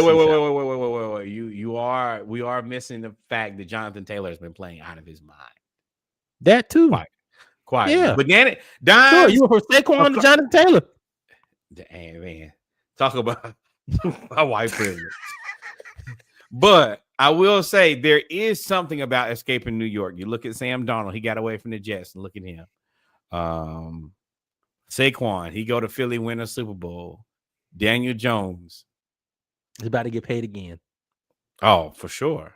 And I can't. Unfortunately, no, I don't think you pay him again. I think you do. Nope, you do pay him. It out. You Kirk Cousins it out. 2 years, no. $100 million guaranteed. 120 million. No. You do 3 years, 60 million, but you can pay him. Yeah. Because I mean, I also don't think that the Daniel Dimes market is going to be uber robust. We saw him in New York. You pay him a 3-year contract for 2 years, and then at the end of next year, if it works, then you restructure and add years. That's what the Vikings, I think, personally should have done with Sam Darnold instead of trying to go to JJ McCarthy. Yeah, if as a player that doesn't incentivize, that's where the negotiation comes in. You're not gonna give me 2 short years and then short me on money too. You can't short me on both. You either got to give me more money or you got to give me more years. That's how that works. I don't have to give you anything because there's not a market. You were on the hot seat just before I got here. You need me just as much as I need you. I'm going to play hardball and say that we'll both be fired asses then. And sometimes, yeah. I mean, Minnesota did what they did, and Danny Dimes is in Seattle. I mean, and excuse me, not Danny Dimes. Scam Darnold's in Seattle. And that's how it plays out sometimes. Sometimes you play chicken and win. Sometimes you play chicken and you lose. That's life. Who's better right now, Seattle or Minnesota? Both 2-1. I thought Minnesota's 1-2. Maybe 2-1. No, they didn't lose that first game, I don't think. Chicago. They played Chicago first. Yeah. No, they beat Chicago. 2-1. And I mean, they played 2 quarterbacks. Carson Wentz won this last game. We go right there down to it. What the hell? Wait. Well, let's also kind of put this in context. Computer is tripping. Oh boy. Boy, screens went black. No, they're just only got one right now. Yes. But the Vikings win, but it's not because of Carson Wentz. It's because of everything else. Old boy from the defense went crazy. Yes. He was the player of the week, I think, in the NFL. Pick 6, fumble recovery, return for a touchdown, 2 forced fumbles as well. Correct. I mean, if you were going to be able to do that, going against the Bengals and their backup quarterback was the time to do it. Yeah, Carson Wentz, 14 and 20, 173 yards, 2 touchdowns. Did his job. Job done. Yeah. John Parker Wilson did. He Alabama quarterbacked it back in the early dynasty. I don't need to do nothing. Ooh, touchdown Lions. Game over. Lions, update. The Lions have scored with 1 minute and 30 seconds left. David Montgomery on what looks like a 40-yard touchdown to go up 37 pending extra point, 38-24. The Lions have beaten the Baltimore Ravens. In Baltimore, it's about to get interesting for John Harbaugh. About to get interesting. You think so? This has got to be the third or fourth blown lead. This is the second blown lead this year. We only in 3 games. Right? Yeah, I mean, yeah, he is in a and we talked about it. You got to come up with something. Well, there's nobody left to blame. You're not going to blame the 3-time MVP or 2-time MVP. Y'all refuse to. I'm not trying to troll you. Offense, y'all are getting by with Derrick Henry in the running game, and the defense right now isn't what it used to be. It's not to allow this. They got 225 rushing yards.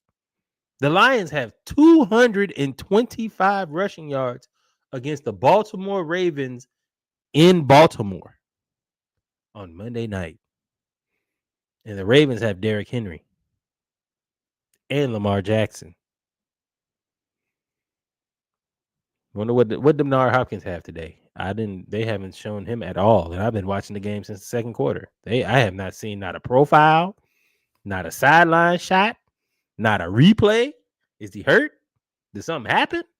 That was the number one, wasn't it? Allegedly.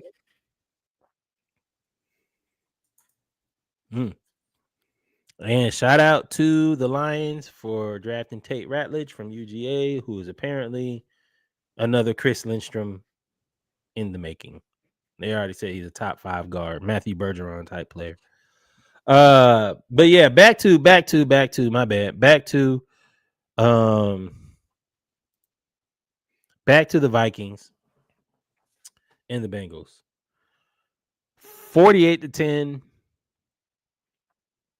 Do the Bengals, should they bring in a quarterback, or are they gonna ride it out with Jake Browning? You know where I'm going with this. I'm going with the Kirk Cousins. Yeah, should they try to make a trade for Kirk Cousins, an expensive rental, but a competent quarterback nonetheless? That's a decision you have to talk over with your star wide receiver.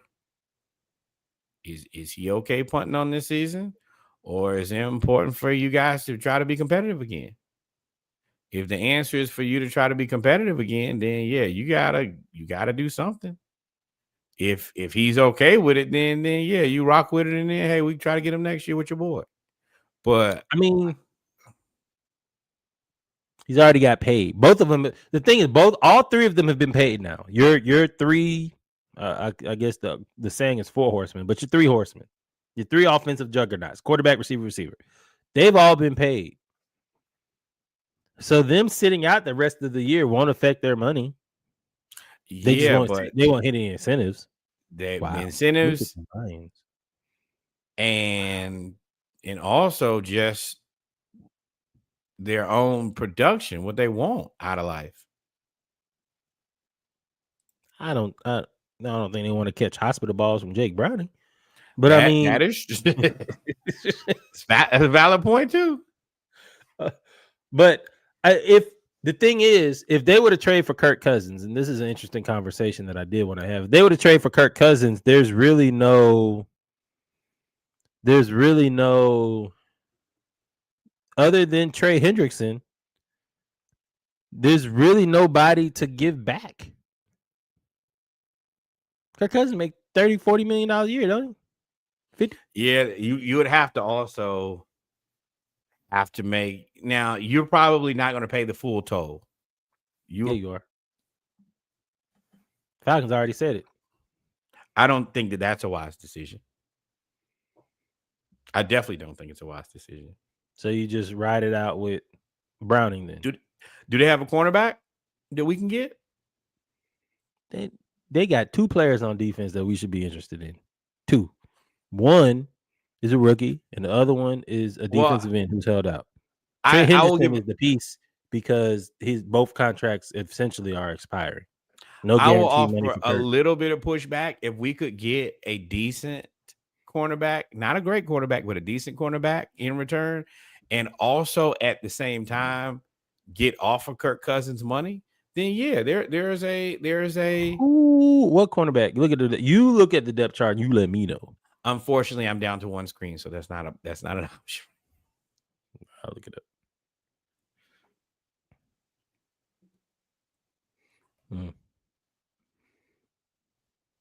Yeah, let's look it up right now. I can tell you, I'm pretty sure that they don't have not a nail corner that we want. Depth chart. Here we go. Left cornerback, DJ Turner, DJ Ivy. Right cornerback, Cameron Taylor-Britt, who is out, and Marco Wilson. We don't want Marco Wilson. He's somebody. Cameron Taylor-Britt is interesting. But I mean, he's hurt.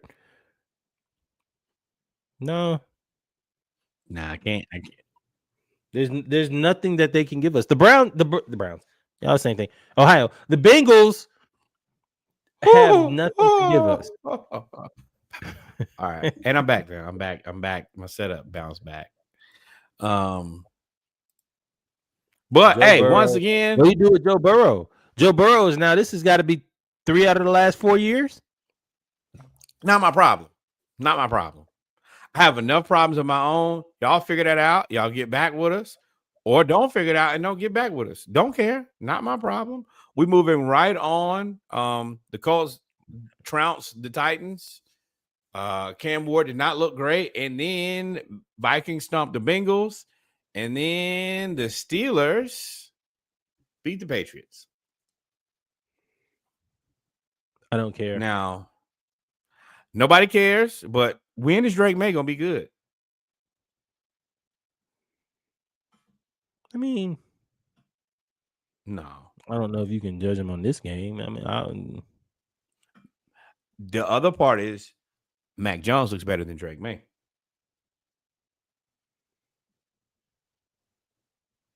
With Shanahan? I mean, I don't think that's fair.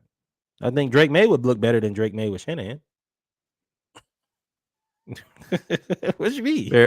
Fair. I don't hate that. Let's see what Drake did before I slander him. I just don't like him. And when I say don't like him, I don't believe him. I mean, I guess it's literally did nothing wrong. Oh, my bad. This is on me. This is 100% me. Drake May, you actually had a phenomenal game. 28-37, 268 yards, 2 touchdowns. You did throw an interception, 5 sacks. My goodness. You also led the team in defense. They spent Nathan on the offensive line, bro. You also led the team in rushing with 7 carries before nothing. He got sacked 5 times and led the team in rushing. Yo, all the money. I gotta throw the ball and I gotta run the ball. And leading receivers: Hunter Henry, Ramondre Stevenson, and Austin Hooper. Terrible. Oh my God. I mean, he outplayed Aaron Rodgers. Tight end running back, tight end.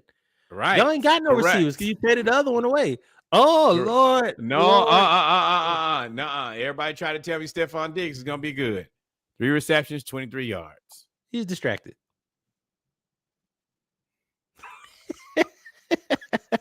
How much longer him and Cardi going to be together? She had a hell of a week. The album was slapping. And then you, not so much. Not my problem again, though. In what was actually a very good game, and you call this one, I'm gonna give you credit. Rams played right next to the Eagles game last year. for the vast majority of the game, the Eagles were suited up to kick the game-winning field goal, The Rams. and yes, the Rams were suited to kick the game-winning field goal. It was blocked, and Jordan Davis ran his 350-pound body. They say he's the fastest moving 300-pounder in the last 15, 20 years, I guess, since they've been, He ran almost 19 miles an hour at exactly. 343 pounds. I don't know how good y'all are about inertia and mass, but there is an equation there, and then there's danger on the other side of that. Let me tell you, after the first 20 yards of him running, it don't matter if you were faster than him or not. You weren't going to stop him. That was it. You didn't want to stop him, brother. Bad news. Congratulations on the Eagles finding a way to get a win. Congratulations on the Rams for playing. I mean, this is the thing. The Eagles have been played like they've been given everything that they needed. They just find a way to win. They're very much so reminding me of how the Chiefs were, where it was like, all right, you play them super close, and then they just find a way to win. You're like, damn, bro, I didn't play bad. We played a good game. They just figured it out. Yeah, and the thing is, they're not playing. I mean, y'all called on AJ Brown. Y'all said, is he gonna be mad? He said, no, I'm good. And then he let y'all know that Rams DBs are all too small because he bullied y'all for the entire game. And then when y'all got tired of being bullied, he threw it to Devontae Smith. And then when you still thought you was going to win, they decided to unleash the Georgia defense and Jalen Carter, who's playing while out of shape. Remember, he's out of shape. If you watch the game, he's out of shape. But Jordan Davis is in the best shape of his life. So until he gets in shape, you have Jordan Davis and everybody else on defense, including who they just drafted out of Alabama, Jihad. I can't remember the last name. Either way, it's frustrating if you're a non-Eagles fan because they're winning without playing their best. And shout out to the Rams, who also kind of got robbed a little bit because that was not taunting on Puka Nacua. I don't like that taunting rule. It's too subjective. It's too subjective to the refs. I don't like it. But they look good too. Puka looked good. Devontae. Now, shout out to Devontae and shout out to teams that know how to make halftime adjustments. Devontae went crazy in the first half. He was on his way to a 150-yard, 10-catch game. And they said, you know what, Quinyon Mitchell, you just stay with him the whole second half. Yep. And I think he had maybe one catch. And I'm also poor Reed Blankenship. Devontae hit him with that. And it's skip just to Malou? No, not the skip to Malou, the chest punch. It's just a veteran move, and you're a young cornerback. And Devontae was right there, and then he hit him with that quick punch. Who is a young quarterback? Reed Blankenship is not young. Yeah. I mean, he been in the league, what, 2 years? No. Cooper DeJean has been in the league for 2 years. Oh. Y'all don't hate me for that. There. There's a joke there. And it is consistent with me. Yeah, Reed Blankenship been in the league 4 years. He 26. Okay. I was wrong. But yeah, he got hit with the Udi Wapti.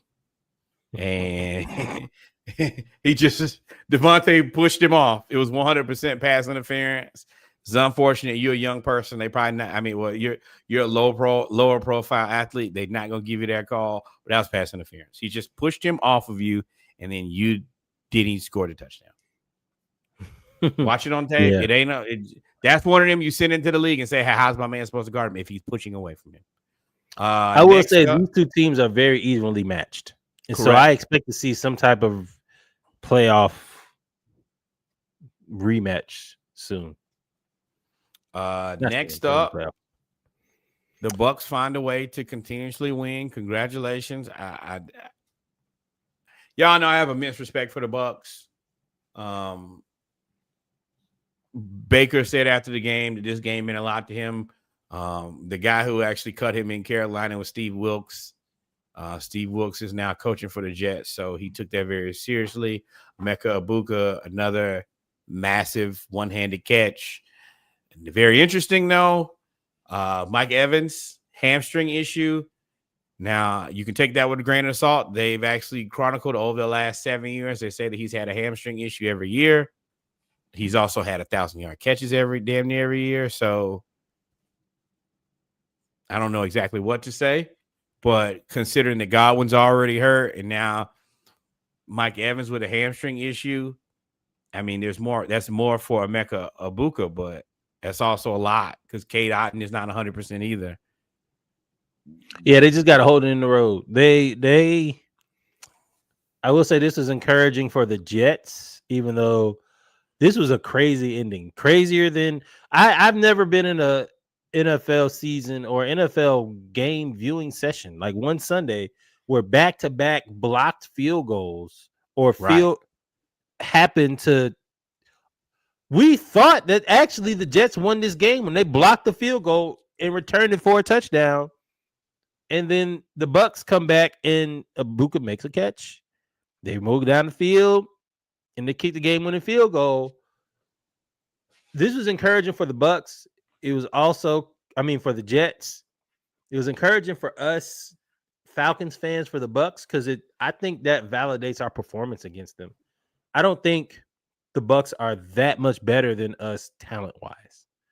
Coaching-wise, they seem to be leaps and bounds. That receiver core is like their running back. Bucky is not as good as Bijan, but their receivers. It's Chris Godwin. Chris Godwin is the Godwin, Evans, and Ibuka. Ibuka looks like a legitimate. Like he's a wide receiver 3. It looks like he could be a wide receiver 2. He's probably going to be a wide receiver 1. He's Mike Evans' replacement. But what I'm saying is that's the separation is that their 2 and 3 are basically interchangeable. Their slot receiver, Ibuka can play the slot, and then they still have Tez White. So yeah, their receiving core is nice, but ours is. That's probably the biggest difference. I think our linebackers are similar. And we're not I think healthy. our DBs if we were are healthier, we don't have Vita Vea. That's what it is. They got Vita Vea. They got Vita Vea. They got Vita Vea. They got Vita Vea. They got Vita Vea. We don't have that. So, but also I think that if they were at 100%, if Evans was healthy, Godwin was healthy, Ibuka and Tez and Cade, there wouldn't be enough football to go around. That's surely a good problem to have. But they would have a play for literally every scenario. Right. And they're not being that Evans is established the big dog. Godwin has always been the wide receiver 2. And Ibuka, he doesn't need the most touches because the one thing that I will say about him is in his 4 or 5, he going to make all his 4 or 5 worth it. And then you just put Tez in there for defensive integrity. You can't not, he's fast. He's lightning fast. And then you got Bucky. I know that they're our rival and all of that. I just like the Bucks, man. I like this team. Yep. All right, quick hits. Commanders over Raiders. Got nothing to say. Oh, okay. No. Yeah. Raiders trying to figure it out. We knew what this was going to be. It is what it is. This we did not expect. Jaguars over the. You don't have to go back. You know that, right? I know. Oh. Jaguars over the Texans. Are the Texans 0-3 or 1-3 or 1-2? 1-2. The Texans are in a world of hurt. Yeah, they're missing 0-3. 0-3. Points for 38, points against 51. Whoo. They're keying in on Nico, and they don't have anybody else. They need a receiver. They are in the failed clutch. You can't keep. They need another receiver badly. There's nobody else to throw the ball to. They don't have anybody else to throw the ball. That is a problem. No, they got Christian Kirk. Didn't they re-sign him? Ain't he hurt? Hurt. And then, oh boy, that's the fast one that he likes. Whole leg blew up, knee blew up last year in the playoff. So like it's tough. It's tough for the they don't have anybody to throw the ball. Nick Chubb is okay. I mean, his leg blew up 3 times that we've seen. So I mean, it's like, bro, y'all going with a short deck going against on offense, and the defense is still great. Defense is great. You just can't do. I mean, they only allow 17 points. Right. And that's 17 points of short drives. CJ went 25 of 38 for 1 touchdown, 2 interceptions. You can't throw them picks. Nick Chubb, 9-38. Jaquavius Mark, 6-27. This is not good. See, hey, Nico Collins, 8-104. He had a time, but Dalton Schultz, Christian Kirk, Xavier Hutchinson, yeah, it gets ugly booty, butt cheeks. The rest of them, I ain't got to look at the stats. Then 17 teams, you only scored 10 points and one person had 100 yards. That means everybody else had nothing. Now, we got to talk about it quickly, briefly. Travis Hunter? Not using him correctly. I don't know what they're doing. I don't watch enough of the Jags because I bet on Trevor Lawrence because I believed you Jags fans, and then Trevor Lawrence let me down. Again, and this was not a Trevor Lawrence win either. Make no mistake about it. I don't believe the Jags are using him correctly. I think they're doing him a disservice. And many football pundits and professionals said it. Hey, y'all need to just use him as a cornerback. He is a phenomenal cornerback. Wait. Not pundits. Right here. You have to make a decision, and you need a lockdown corner. And I tried to tell y'all Travis Hunter was never going to be a wide receiver 1 or even a wide receiver 2. He maybe could high end wide receiver 2. Best case scenario. But he going into the season, people were like, "Oh yeah, he could be the wide receiver 1 for this team." Deluded. I mean, they got to figure out. Well, hey, Burns, hey, what you doing, big dog? You ain't stepped up either now. No. You talking about Thomas. Brian Thomas. Brian Thomas defensive. Yes. Brian Burns defensive. Brian Thomas Jr. Hey, bro. Yeah.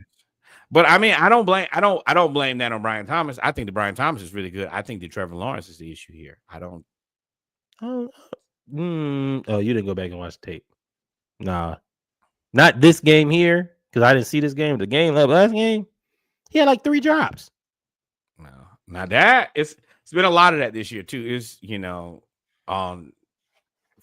just a lot of drops. Chargers continue to roll. Broncos take a tough loss.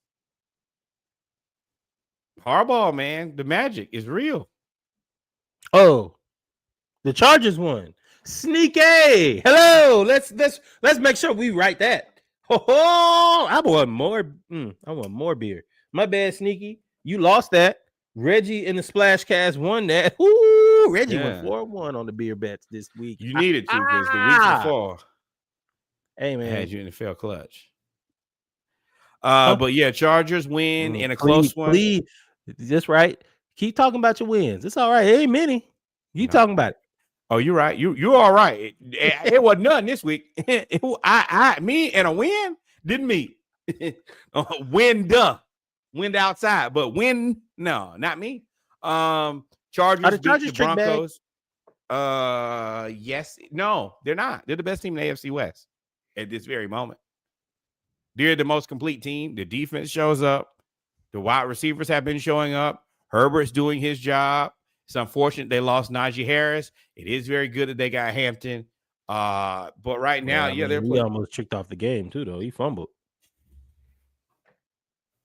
But I can't burn down my apartment playing with y'all. I mean, do I trust them? No. Have they done well so far? Yes. They've looked like the best team in the AFC West. They look better than the Chiefs. Now, do I think that long term that they do that? No. Next up. I didn't say nothing.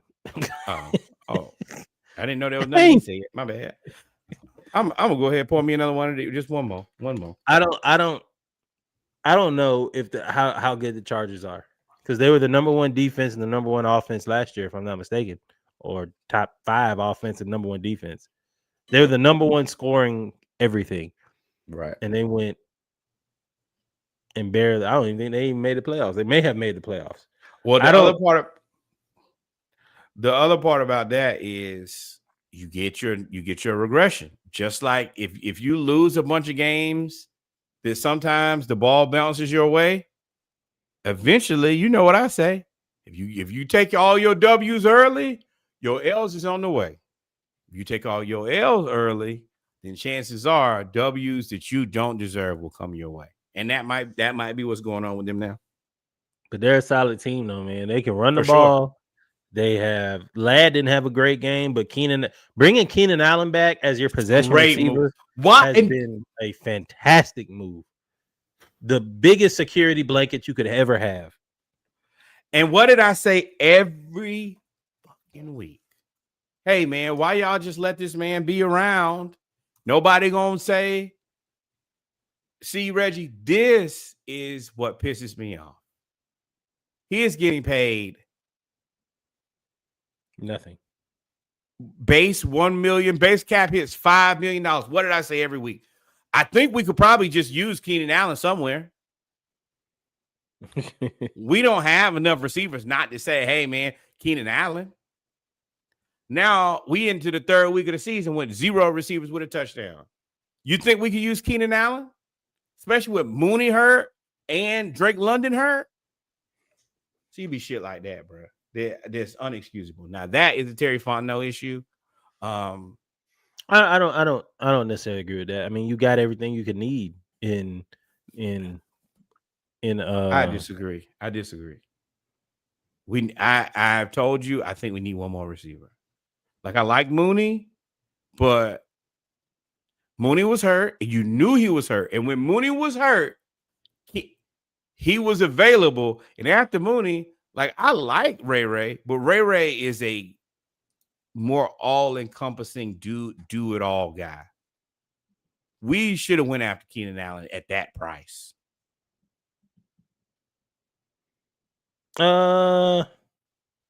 If he wanted to come here too, now it ain't like he only had one suitor. He was available until the season started. I don't think that he was just. I'm not gonna blame nothing on the personnel we have. Our coaching is too bad to even think about the personnel we had. To me, our coaching bad is too bad. I told you, Zadarius Smith was sitting there too long for me, and Keenan Allen was sitting there too long for me. Whatever happened, happened. Seahawks beat the Saints. The Saints suck, and they're gonna continue to suck. This team is. I don't think that Spencer sucks, though. I think that everything else sucks. Sure. Should be interesting. I do think that they probably end up getting rid of Spencer, and I think that he could. Somebody is going to hit the lottery, end up in LA. That is what somebody needs to do. I can't imagine they keep running it back with Matt Stafford until he dies. I don't know what the hell the Saints going to do. Tyler Show, we know ain't it because he ain't beat out Spencer Rattler. Spencer Rattler ain't it because I don't think that even if Tyler was better than Spencer, I don't think that I told you I don't believe in starting with my rookie. If anything, just let the rookie get accustomed to playing NFL football before you do anything. And I think that I think that once after the bye week, they'll go with Tyler. It doesn't make any sense not to see if he can save the season. The season is dead. The season, no. I don't care. Tyler Show ain't it. Spencer Rattler ain't it. They are going to have to figure it out. They're going to have to reset. You could have scored 13 points with Shador. They should also be looking to move Kamara. I think the Kamara has still a little juice. Blow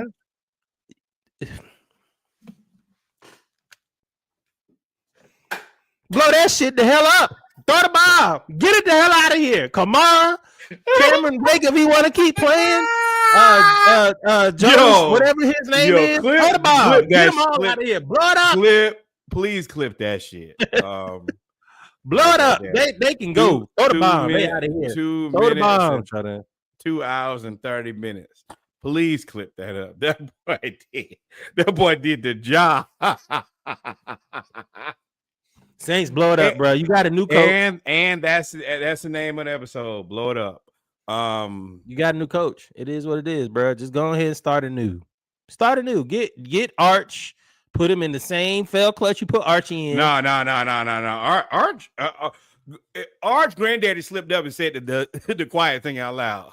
We think Arch gonna be here for 4 years. You damn right he is. I didn't say that they need to draft him next year. The Saints gonna be terrible for a while. Um, yeah. Well, that was. So y'all just heard me. 2 hours and 30 minutes. Please go back and clip that up, and y'all can go ahead and know now the episode is called "Blow It Up."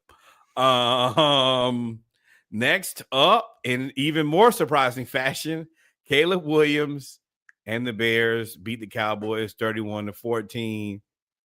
I don't. Who are you telling blow it up? The whole defense. Cowboys? Y'all didn't sign Micah. You allowed 31 points to the Caleb Williamses, and he looked good. He looked good. Nah. See, this is what happens. Caleb Williams, I told y'all, had he got an unfair draw last year with everybody was good in his division. Everybody. And once I saw them stats of what he's looked like since him and CJ Stroud have played that game, and we believe CJ Stroud to be a franchise quarterback, right? Yeah, that wasn't CJ Stroud's fault. But what I'm saying is, in the next like 10 games, 15 games, whatever it's been, Caleb has played as good as CJ. Actually, he's played better. Because I think CJ's had like 10 more interceptions. Yeah, CJ Stroud was bad on the inner turnover part. So, I mean, I think that, and it comes with being Caleb and going from Oklahoma to USC and from USC to the Bears and the way that you did. But I think that we're in a place now where, I mean, whatever you feel about CJ Stroud, you should feel close to what you feel about Caleb Williams. Now, I'm not going to give the same thing because we also saw CJ Stroud play a playoff game. He's won a playoff game or two. So I'm not going to say equal. I'm not going to do that. But I think that Caleb, 3 games played, 59 completions, 93 attempts, completion percentage of 63.4, 715 yards, 7 touchdowns, 1 interception, 6 sacks. That's a lot of the problem. Y'all got to fix that O-line. Which y'all spent a bunch of money on. Well, the Bears defense actually played well. Tremaine Edmonds, who is on the graphic for a reason, had 2 interceptions in this game. The Bears defense played well. Caleb does look good. He's making the plays. There's still some, of course, he's a young player, so there's still going to be some things that he could probably improve on. But if the Bears defense can play this well, then it's a problem. To me, y'all also have to remember that CeeDee Lamb went out for the Cowboys, and that was pretty much it for their offense. The alarming thing for the Cowboys. You think I don't know? My fantasy football team is Joe Burrows done for the season. CeeDee Lamb done for the foreseeable future. I don't even know what to do now. Just set it on fire. Yeah, I mean, I got a bunch of receivers if you need to make a trade. But we can talk about that offline. What's even more alarming for the Cowboys to me is that the receivers for the Bears were just running past the DBs, all of them. Whatever, if you had DB by your name, that was it. Trayvon Diggs, Jerome Odunze just had his way with you. Yeah. I'm happy. I'm happy to see him kind of coming around. I think that I want to see them get some more touches for Luther Burden. I think that DJ Moore. Oh, they are. They're already talking about it. My bad. I didn't mean to cut you off, but I meant to tell you that. That was another point that you was about to walk right into. DJ Williams. I'm sorry, DJ Moore. DJ Williams played linebacker for Miami. Look, give me another moment. It's the liquor. DJ Moore. You might as well go ahead and pack your bags, big dog. Put it on the market. Put it on the market. If you don't know, I'm talking about your house. You are out of there, big dog. They are already talking about Luther Burden is too good to not be on the field. Hey, and they got 2 tight ends. They got the rookie tight end. That's really who's getting you out the paint. You could be a Raven. You could be a Raven. You could be a Raven. Hey, and they defense. I was gonna say you could be a Falcon, but it's gonna cost you too much money. I ain't gonna do that. I ain't doing that. Ain't doing that. Yeah, he makes too much money. But you could trade him for Mooney. Oh, you trading for Ray Ray and a couple and on Ebiketie, and then put Mooney in the slot and put him on the outside. Ooh, Boy, let me tell you though. 1 second here. I know we deep into the pod, but this Baltimore receiving core, oh, it's terrible. Oh, I just let y'all believe anything. I'm gonna tell y'all 2025 and 2026. I got a new thing. Well, when people say things, I'm agreeing with them. If it's foolishness, I agree with you. When people are, oh yeah, what's his name? Zay Flowers. You know what Zay Flowers did today? 2 receptions, 13 yards. Wide I saw receiver both 1. of them. I said, ooh. I said, ooh. Longest of 7. So you had 1 of 7, 1 of 6. Wide receiver 1. Wide receiver 1. Do it. Keep doing it. DeAndre Hopkins, he did 1 reception, 13 yards. I love it. I mean, DJ Moore, but their defense was so bad against the run. You can't trade for DJ Moore. What are you going to trade for him? There's nothing to trade but defense, and you can't trade the defense. Not my problem. Thank you. You are getting it. I'm not here. The only team that I even attempt to figure it out for is my stupid ass team. And they ain't doing nothing but stressing me out. But the Cowboys, hey, Jerry. We began to rock. You better figure it out, Big Jerry. Steady. They running the train on your defense right now, big dog. It's bad. It's bad. It's I know bad. I know the answer. I know the answer. Dak Prescott. He gonna be out here at the end of this season. I'm not gonna pay you all this money and the team not be good. $1 million to be mid. Yeah. And I mean, the other part is if you're gonna pay you to be the number 1, 14 points ain't enough. Ain't enough. Well, you can't take away my number 1 receiver and give me no running back and no tight end. You know, it's a little light-skinned man in Kansas City to do that every week. What are you talking about? You don't have Andy Reid. Oh, well then. Nor do you have Travis Kelce. Well, and I don't know if that's a good thing or a bad thing anymore. What, Andy Reid? No, Travis Kelce. He is better than the hurt CeeDee Lamb. Shell of himself. But either way, yeah, I think that there is a very, very high probability that Dak is out of there. It should be interesting. I think that Pittsburgh would be a very. That's a hot take for real. You think Dak is out of there at the end of the season? I thought that. I've been thinking that for a long time. Him and Jerry don't get along. You're not winning games. Why? If you do that, CD gonna be out of there too. Because now you done traded Micah. He's visibly upset. Now you trade Dak. No, you don't. You don't. You can be mad, but I mean, I think that Jerry's gonna like. I told you in my warped brain, and I know I think differently than a lot of people. I may be interested in a Deshaun Watson flyer. If I can get Cleveland to pay a large sum of what he is owed, if I can get him for half off, I'll take him. You don't want him? Pay half of it. Do the Kirk Cousins negotiation. I mean, sure. Anything's possible. But what I'm saying is, you get Dak off the books. Dak is expensive as hell.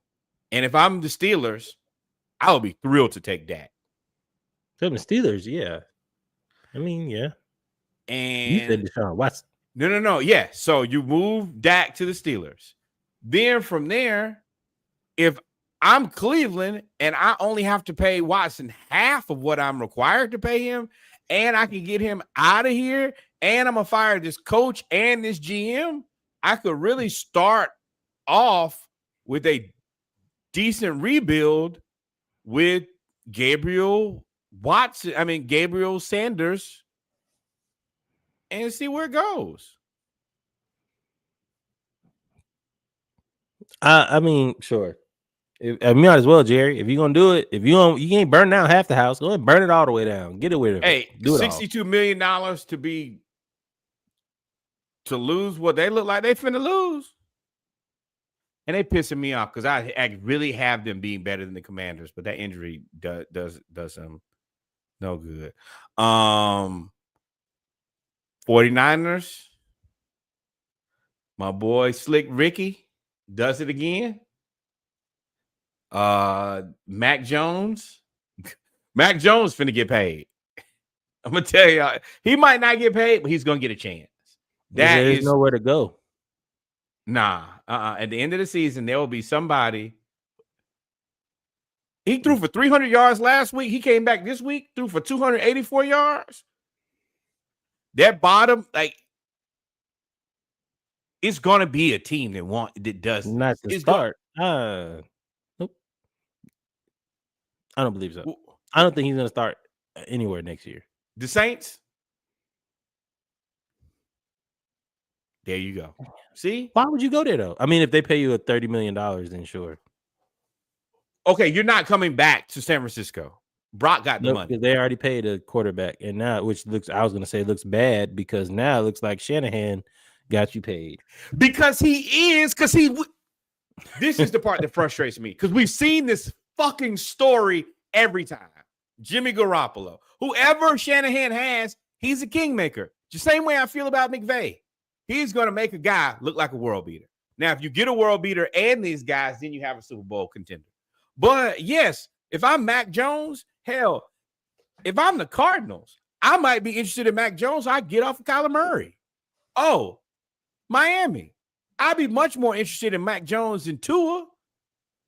There is an infinite amount of places that Steelers. Aaron Rodgers done at the end of the season, I think. Yeah, he said this is last year. So yeah, I mean, honestly, Mac Jones playing better than Bryce.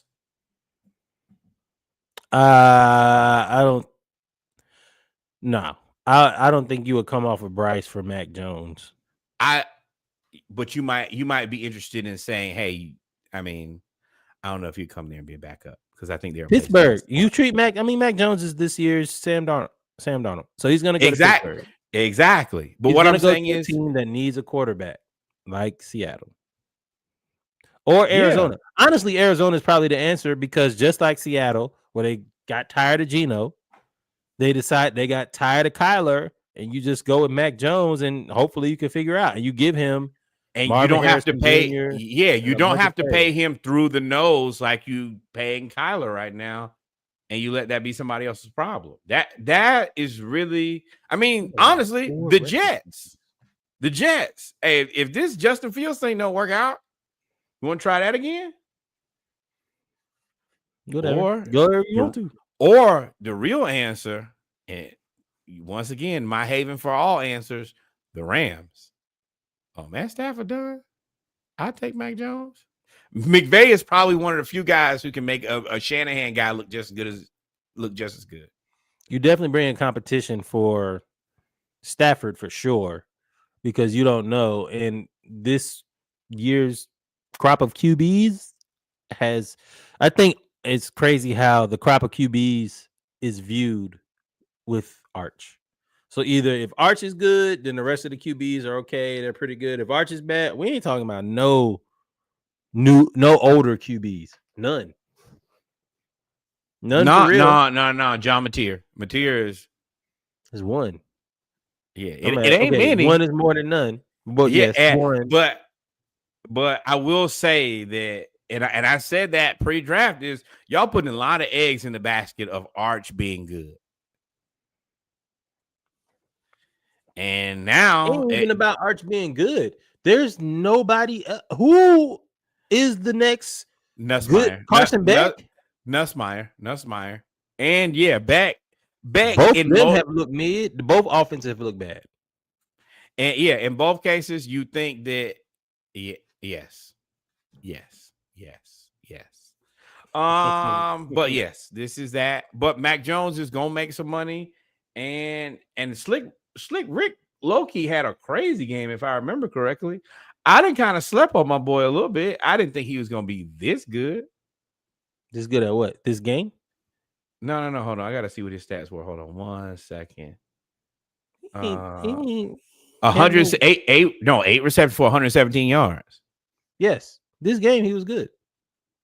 The game before he was too. What do you have?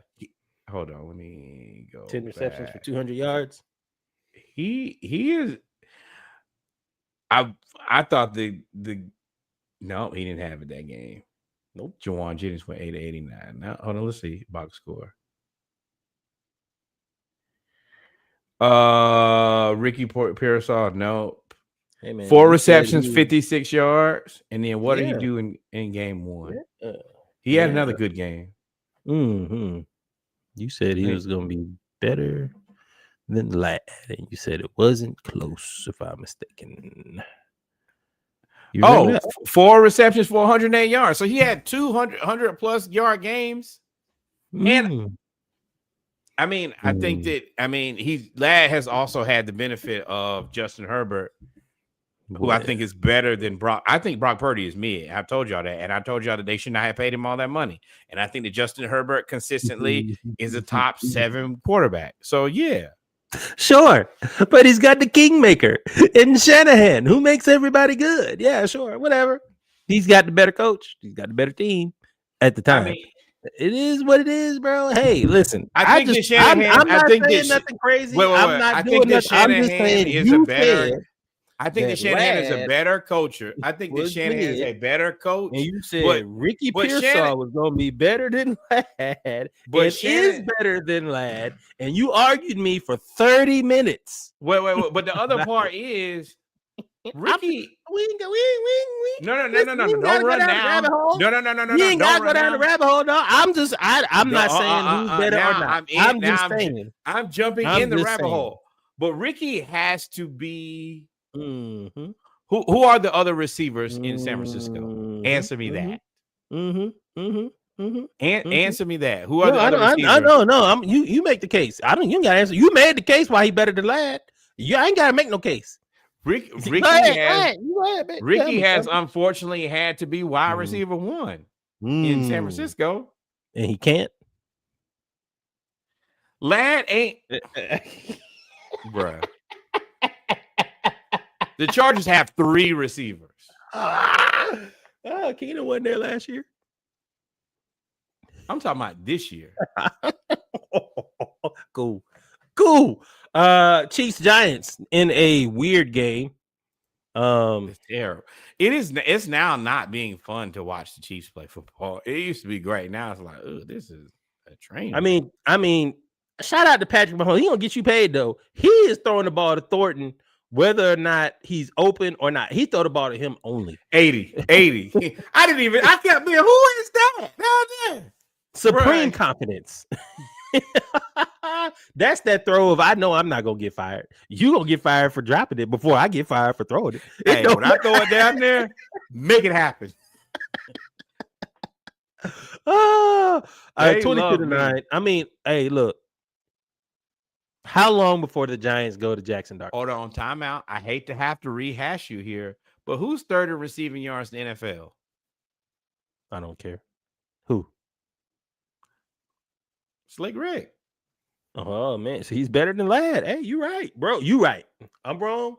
Slick Rick. Hold on, no. He's better than Lad. I'm trying to see where I honestly want to see where Lad is. Lad is I'm giving Lad credit. He's better. No, you're not. See, this be the part. I'm trying to give Lad a fair assessment and say he is better than I thought he was. But Lad is also 37th in receiving yards. So what was he last year? And where's Ricky? Don't worry about it. So back to the Chiefs and the Giants. The Chiefs. That was a slick moonwalk you did there. I didn't moonwalk at all. You're the one trying to rationalize. The Chiefs for the while can't. They have not looked good. Their team stinks for a while. Really, I mean, you know what's crazy? They don't look good and they make it to the Super Bowl because of Patrick Mahomes and Andy Reid and Spags. Really, it's really Patrick Mahomes. And look at what the graphic is showing: an old tight end that's washed up, a wide receiver that ain't been good in a month of Sundays, and this other gentleman who's probably an excellent human. I don't know who the hell that man is. Sorry to this man. Thornton. Yeah, they're just trying to hold serve till they can get Rashee Rice back and Xavier Worthy. Worthy, which if you can put Xavier Worthy as a gadget player / just speed, take the top off the defense, he's a problem. You make Rashee Rice and Juju Smith-Schuster. Rashee Rice is your number one. Juju Smith-Schuster is your possession receiver, along with Travis Kelce, and Thornton is your mid-tier dig route runner, deep out type guy. And then you have Hollywood Brown as well. When they have a full complement, it complements Patrick Mahomes and Andy Reid's play style. But they got to stay healthy. They need to package these guys and go get Tyreek back. I like it's cool to say you have all these guys, right. but none of these, like Rashee Rice, not a wide receiver one. Xavier Worthy, not a wide receiver one. Like you're just like you paid Mahomes a lot of money, but you are making his job difficult. You're not the offense is not enough. And Travis Kelce, stop stealing, bro. It's over. Go on and marry your queen. And that's what y'all need to do. Trevor. You no longer a Trav. You're not Killer Trav. You I ain't got nothing to do with that. But you need to stop being on this field, being this mid. That's what you got to do. The rebrand. But yeah, it is what it is. Hey, let me tell you right now. For $400 million, rebrand. I'll rebrand. I'll unbrand. New brand. Oh, boy, pull a Sammy Sosa. What?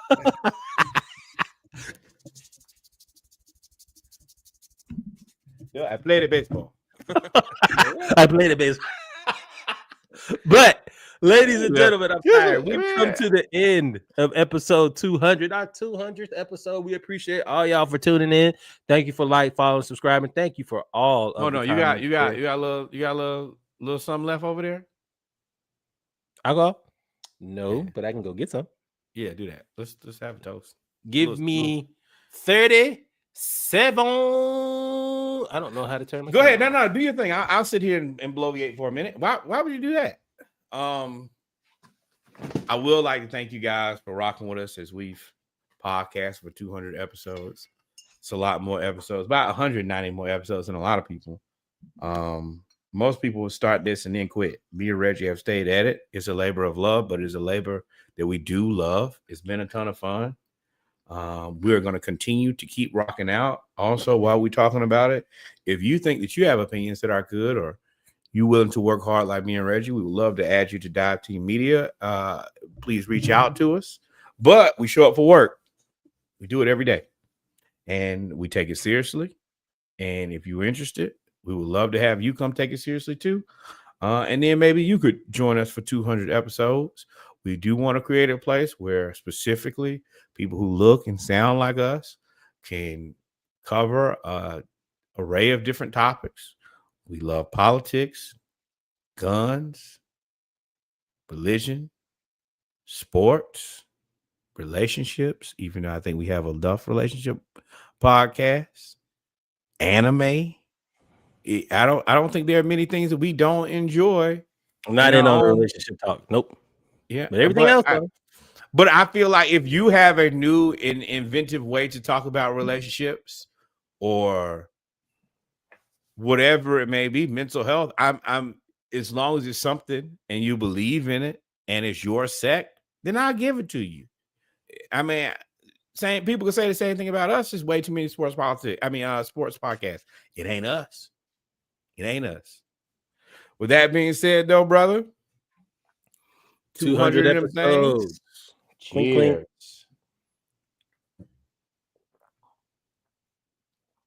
Now that we did that, number one, more Black baseball next year. Set this one on fire. Toast.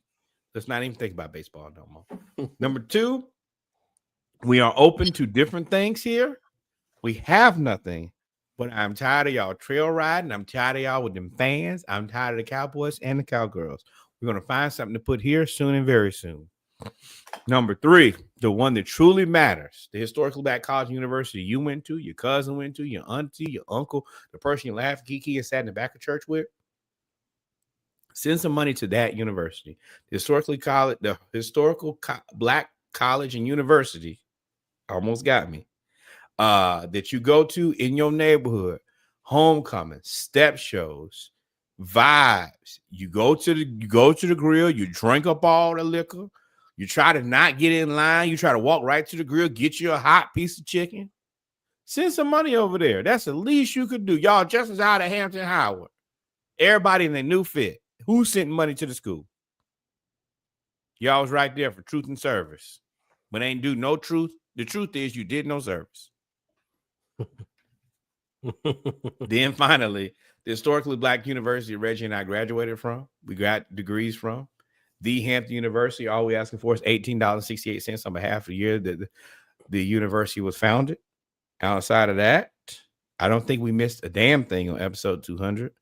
Thank you guys for rocking with us. You could have been literally anywhere else in the world, and you chose to be with us. Like, follow, subscribe. We'll be back next week on 201. The marathon continues. We out of here. We out of here. Peace. Love y'all. It's midnight. I'm going to sleep.